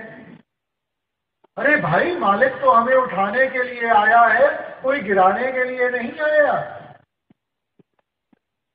और कह देते हैं कि वो मालिक का घर है, मगर सा दान पुण्य करते हैं और मन में इच्छा होती है कि वहां संगमरमर में हमारा नाम लिखा होना चाहिए। तो मालिक के घर में क्या हमारे नाम की महिमा होनी चाहिए कि मालिक के नाम की महिमा होनी चाहिए? मालिक की दी हुई धन दौलत थोड़ी सी अगर हमने उसके जीवों के लिए कोई थोड़ी सी दे दी तो उसमें हमारी क्या बड़ाई है? दी तो उसकी हुई है, फिर तो उसके आगे झुकाना चाहिए।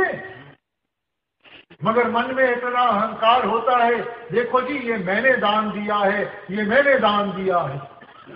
हजूर फरमाया करते थे कि दान उसको कहते हैं कि अगर एक हाथ दे दूसरे को पता नहीं होना चाहिए, वो दान है।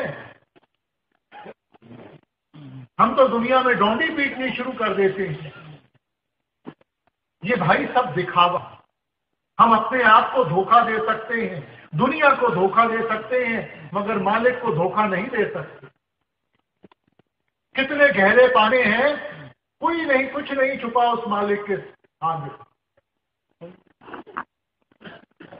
वो हमारी रग रग की पहचान रखता है, बार बार इन सब चीजों को जताता नहीं, वो सिर्फ इसलिए कि उसका हमारा जो रिश्ता है प्रेम का रिश्ता है, प्यार का रिश्ता है। देखो, माँ बाप बार बार बच्चे को सब चीजें जताते नहीं है, अपने तरीके से, कभी प्यार से, कभी कान खींचकर, कभी किस तरह, कभी दूसरी तरह बच्चे को सही रास्ते के ऊपर लाने की कोशिश करते हैं। ये ठीक है, बच्चा समझता है कि माँ बाप ने खुलकर कहा नहीं, शायद इनको नहीं मालूम। माँ बाप बच्चे की रग को जानते हैं, तो मालिक हमारे हर एक की रग की पहचान रखता है। किसी गलत फहमी में ना बैठे रहे कि उसको इन सब चीजों का मालूम नहीं होगा। हजूर कहा करते थे कि देखो, कमरे में 5 साल का बच्चा बैठा हो, हम कोई ऐसा काम नहीं करेंगे कि बच्चा देख रहा है। और जिस मालिक को हम सर्वव्यापी कहते हैं, जो पत्ते पत्ते में, तिनके तिनके में समाया हुआ है, एक बच्चे जितना डर नहीं इंसान को, एक बच्चे जितना डर नहीं। तो भाई, ये जो भक्ति से हैं, ध्यान दें, हर एक का अपना दायरा है। ये कभी भी नहीं मैं कहूंगा कि ये जो हम बाहर करते हैं कि इनमें से कुछ नहीं मिलेगा, मिलेगा, मगर हमारा लक्ष्य क्या है?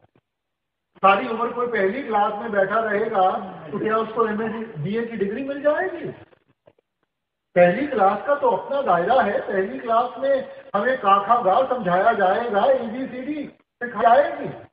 MA BA की डिग्री मिलेगी जब हम मेहनत करते हुए आगे बढ़ेंगे, स्कूल पार करते हुए कॉलेज में पहुंचेंगे। तो ये जो बाहर के साधन हमें समझाए गए थे, इनका ताल्लुक था कि हम वातावरण सही बना सकें, माहौल ठीक कर सकें, और उस वातावरण का फायदा ही नहीं उठाया, अंतर्मुख होके नाम के साथ ही नहीं अपने आप को जोड़ा, तो फिर वातावरण बनाने का क्या फायदा होगा? देखो, एक खिलाड़ी है, खेल को अच्छा खेलने के लिए वो कसरत करता है, मगर सारे दिन में इतनी कसरत करता रहे कि खेल खेलने के लिए वक्त ना हो, या थक के बैठ जाए कि आज मैंने कसरत बहुत कर ली, तो मकसद क्या था? मकसद तो था कि स्टेमिना बने, कि खेल को अच्छी तरह खेल सके। मगर सारा दिन वो कसरत ही करता रहा और खेल नहीं खेली, तो क्या मकसद हुआ? और यही हमारा हाल है। सारी उम्र बाहरली चीजों में लगे रहे, वातावरण बनाने में लगे रहे, अगला कदम उठाया नहीं। तो मालिक तक कैसे पहुंचेंगे? मालिक से रिश्ता कैसे रहेगा? ध्यान दें, आप विचार कर, आंखें नीचे नहीं, किसी के पीछे लग जाए, आंखें नीचे इन सब चीजों को समझ कर तब हमने रूहानियत के रास्ते को अपनाना है और आगे बढ़ने की कोशिश करनी है। अब अगली तुकों में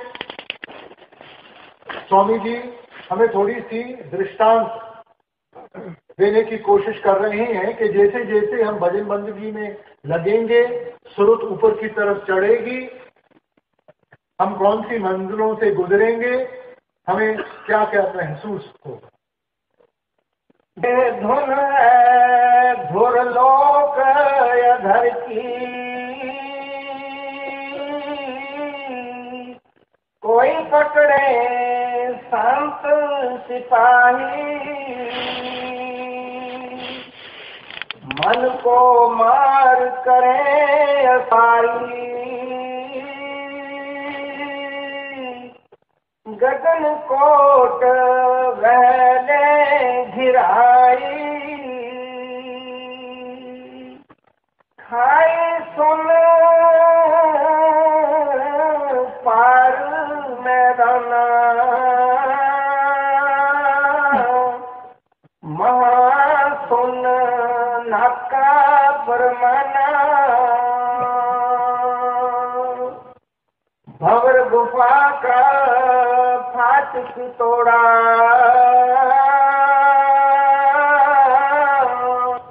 शीश महल बरसाई, अद्भुत लीला अजब वहाँ की,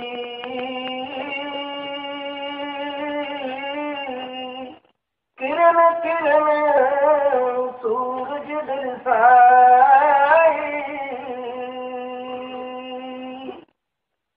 सूरज सूरज ज्योत निरारी, चंद्र चंद्र कोटन छवि छाई, घट आकाश और घट प्रकाशा, लाख आकाश कोटिन परसाई, यह लीला कुछ अजब पे की, उलट पलट कोई प्रमुख पाई, कहाँ लग बरनु भेद गाधा, जो कोई लावे सुन समाधान, समझ बूझ गूंगे गुण खाई। अब स्वामी जी अंदरली मंजिलों का एक थोड़ा सा दृष्टांत देते हुए आप कहते हैं, कहाँ लग वर्णु भेद अगाधा, जो कोई आवे सुन समाधा। कि ये किसको समझाएं, किसके आगे बयान करें, क्योंकि ये तो महसूस करने वाली चीजें हैं। लफ्जों के जरिए इनको समझाया नहीं जा सकता। इसलिए आप कहते हैं कि गूंगे को गुड़ देके उसको पूछो कि कितना मीठा है, वो गुनगुन के सिवाय कुछ नहीं बयान कर सकता। तो जिंदगी में कुछ ऐसी चीजें हैं जो लफ्जों के दायरे में नहीं लाई जा सकती। अब जैसे प्रेम और प्यार की ताकत है, क्या लफ्जों के जरिए हम कभी भी बयान कर सकते हैं कि हम अपने बाल बच्चों से कितना प्रेम करते हैं? अब क्या हम बताएंगे कि बहुत प्यार करते हैं, उस बहुत को ज्यादा जोड़ देंगे, 2-3 बारी उसको दोहरा देंगे, मगर उसकी जो गहराई है, उसकी जो इंटेंसिटी है, वो तो उसी को मालूम है जिसने खुद उस प्रेम और प्यार की भावना को अपने अंदर से समझा है, महसूस किया है। दूसरे को क्या समझाएगा? तो वैसे ही भाई रूहानियत लफ्जों के जरिए नहीं समझाई जा सकती। आप तो एक सिर्फ दृष्टांत दे रहे हैं, मगर साथ में ये भी कहते हैं कि मकसद आपका क्या है कि जब हम भजन बंदगी में लगेंगे तो इतनी गहराई में हमें लेके जाएंगे, किरण किरण सूरज दिलसाई। इस वक्त हम अगर सूरज को देखें, हमें तो सिर्फ एक आग का गोला दिखाई दे रहा है, मगर आप कहते हैं फिर एक एक किरण को लेते हुए हम उसकी समझ आएगी। इतनी गहराई में आप लेकर जाएंगे, इतनी इंटेंसिटी में आप सब कुछ हमें समझाएंगे। मगर कब? जो कोई लावे सुन समाधा, समाधि लगाकर इस मन को दुनिया से सुन करना। और जैसे जैसे दुनिया से सुन होता जाएगा, अंदर से मालिक का दरवाजा खुलता जाएगा, रस आना शुरू हो जाएगा। फिर हमारे अंदर वो ताकत आएगी, जागृता आएगी कि हम इन चीजों को समझ सके, उस रास्ते के ऊपर चल सके। पीर साहब ने भी यही सोच रखी थी। आप फरमाते हैं, जो दीसे सो तो है नाही, जो है सो कहा ना जाई, कहना बहना क्या समझाई, गूंगे का गुड़ भाई। कि जो हमें दिखाई देता वो तो मालिक है नहीं, जो वो है वो हमें दिखाई नहीं देता। संत महात्मा आके क्या समझाए गूंगे का गुड़ भाई, कि वो तो एक दृष्टांत देते हैं। प्रेरणा देने के लिए। अंग्रेजी का एक मुहावरा है, वेटिंग द एपेटाइट, भूख जागृत करना। तो सत्संग के जरिए, इन ग्रंथों पोथियों को जरिए आप हमारी भूख जागृत करते हैं। वो एक दृष्टांत देते हैं कि हम भी मेहनत करें और हम भी उस सच्ची भक्ति में लग के इन सब चीजों को महसूस करने की कोशिश करें। कथ कह की बात निराली, क्यों कर कहूँ बनाई। राधा स्वामी राज छिपे को,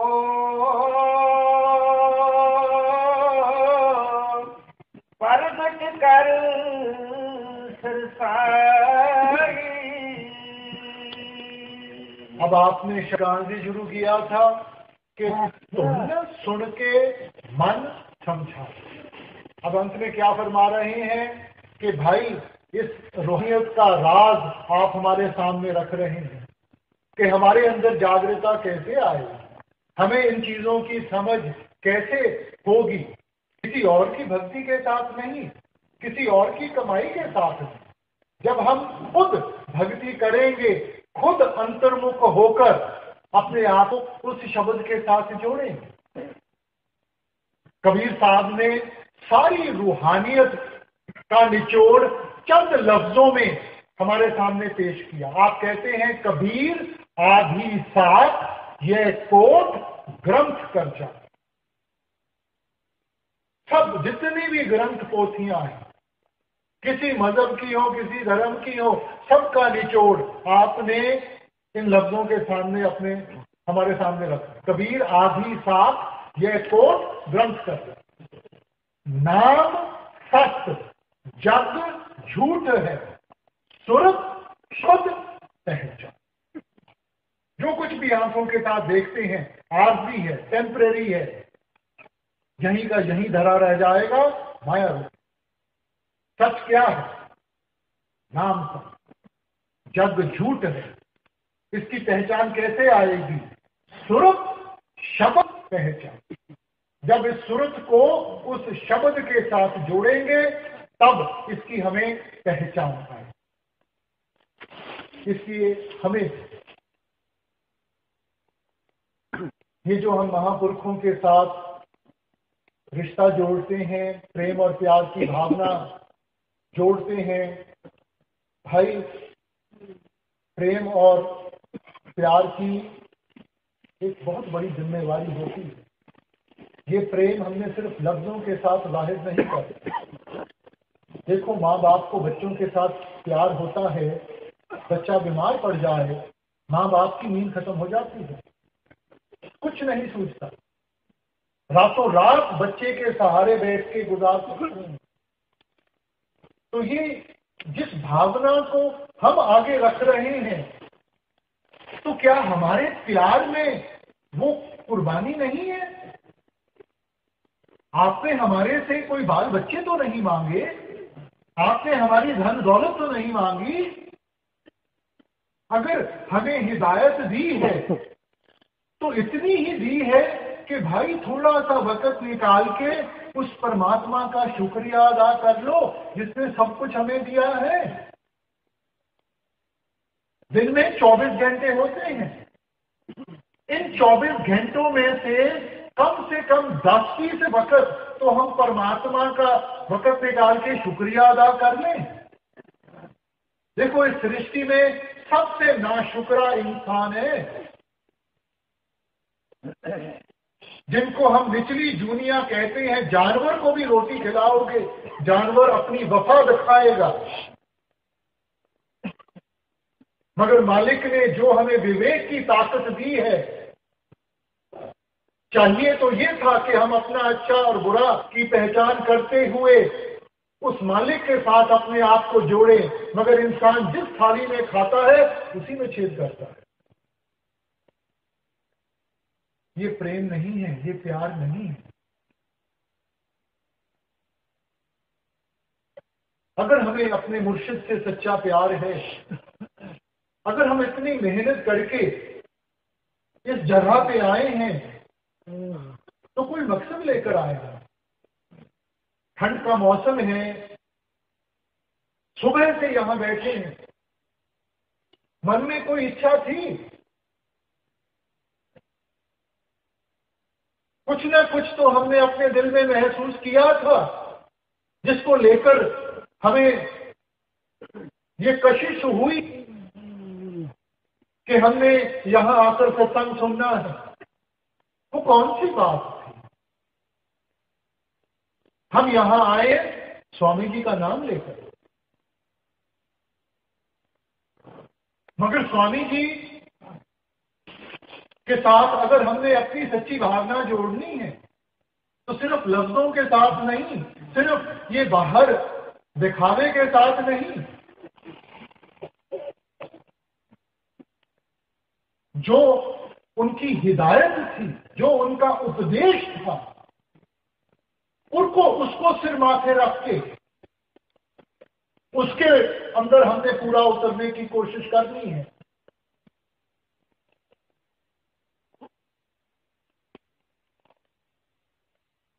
स्वामी जी, अगर हम उनको स्वामी जी कहते हैं तो किस लिए स्वामी जी कहते हैं?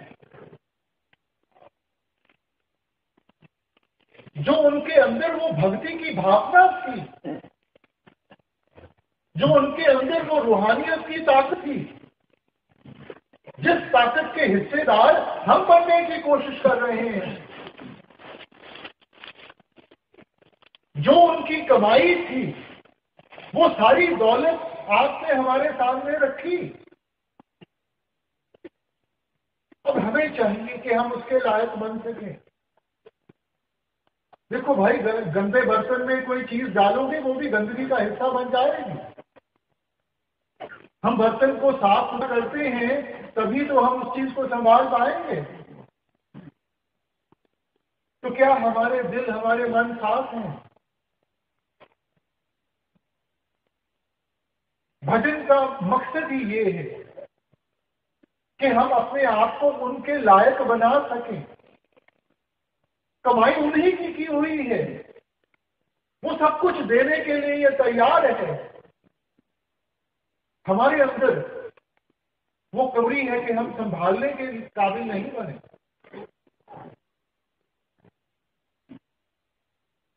तो अपनी भजन बंदगी के साथ बड़े महाराज जी ने, हजूर ने, बाबा जी ने, सरदार बहादुर ने जो भी इतनी भजन बंदगी की वो हमारे लिए की। उनके तो कोई धर्म नहीं थे, हमें रास्ता दिखाने के लिए थी, हमें यही मार्ग के ऊपर लाने के लिए थी। और अगर आपने इतना त्याग करके अपनी सारी जिंदगी हमारे ऊपर कुर्बान कर दी तो क्या हमारी कोई जिम्मेवारी नहीं बनती कि हम थोड़ा सा वक्त निकाल के उनको बैठ के याद कर लें?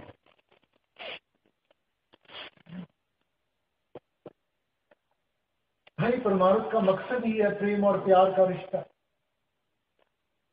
रूहानियत का मकसद ही यही है कि हम उस मालिक की अपने अंदर ऐसी याद बनाएं कि हमें कभी भी बिछोड़ा ना देखना पड़े। गुरु घर ने फरमाया था, जब मालिक की आपके ऊपर बख्शिश हुई तो आप तो बोल उठे, जहां देखूं मैं दीन पे आए न जाए परम कृपा, कि मैं तो जिधर भी नजर मारता हूं मेरे को तो परमात्मा ही दिखाई देता है। वो मालिक जो किसी बंधनों में नहीं जुटा हुआ, वो मालिक जो हमारे सबके अंदर है। घट में हर जू बसे संतन कहे पुकार, घट घट में। और जैसे जब ऐसी प्रेम और प्यार की भावना जागृत करेंगे, हर एक के अंदर वो मालिक दिखाई देगा। और जब हर एक के अंदर मालिक दिखाई देगा, हम अपने आप मजबूर हो जाएंगे हर एक के साथ वो प्रेम और प्यार का बंधन जोड़ने के।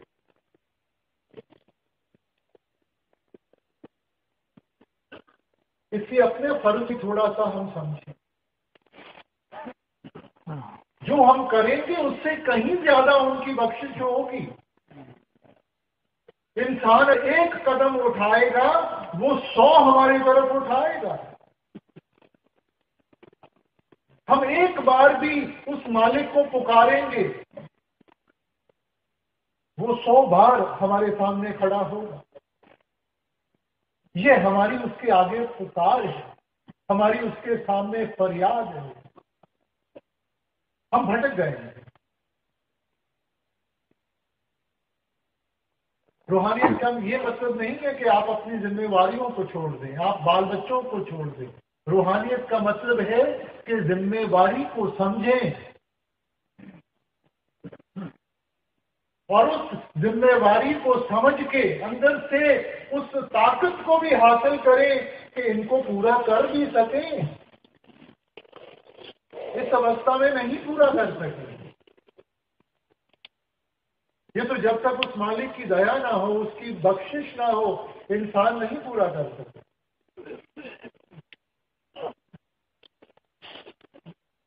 इसलिए हमने अपनी भक्ति में नागा नहीं आने दिया। जैसे हम अपने बाल बच्चों को, अपने माता पिता को प्यार करते हैं, हमें कोई खास वक्त की जरूरत नहीं है, किसी खास जगह की जरूरत नहीं है। उनकी याद तो 24 घंटे हमारे साथ होती है। तो वैसे ही हमने उस परमात्मा की, उस अकाल पुरुष की याद अपने अंदर बनानी है। कोई फर्क नहीं हमारा कौन सा मजहब है, कौन सा धर्म है। फर्क है तो हमारे प्रेम और प्यार का। और जो प्रेम और प्यार की भावना में आके मालिक की भक्ति करेगा, मालिक उसकी भक्ति की लाज जरूर रखना, परमार्थ भी बनाएगा, स्वार्थ भी। मालिक किसी का बोझ नहीं उठाएगा। आप एक कदम उठाओगे, 100 उठाएगा, कम नहीं छोड़ेगा कभी। मगर शुरुआत हमने की। और अगर अपनी तरफ से पूरी मेहनत करेंगे, अंत समय हमने उसके सामने जाके झूठा नहीं पड़े। हम सिर उठा के ये कह सकें कि हमने अपनी तरफ से पूरी मेहनत की।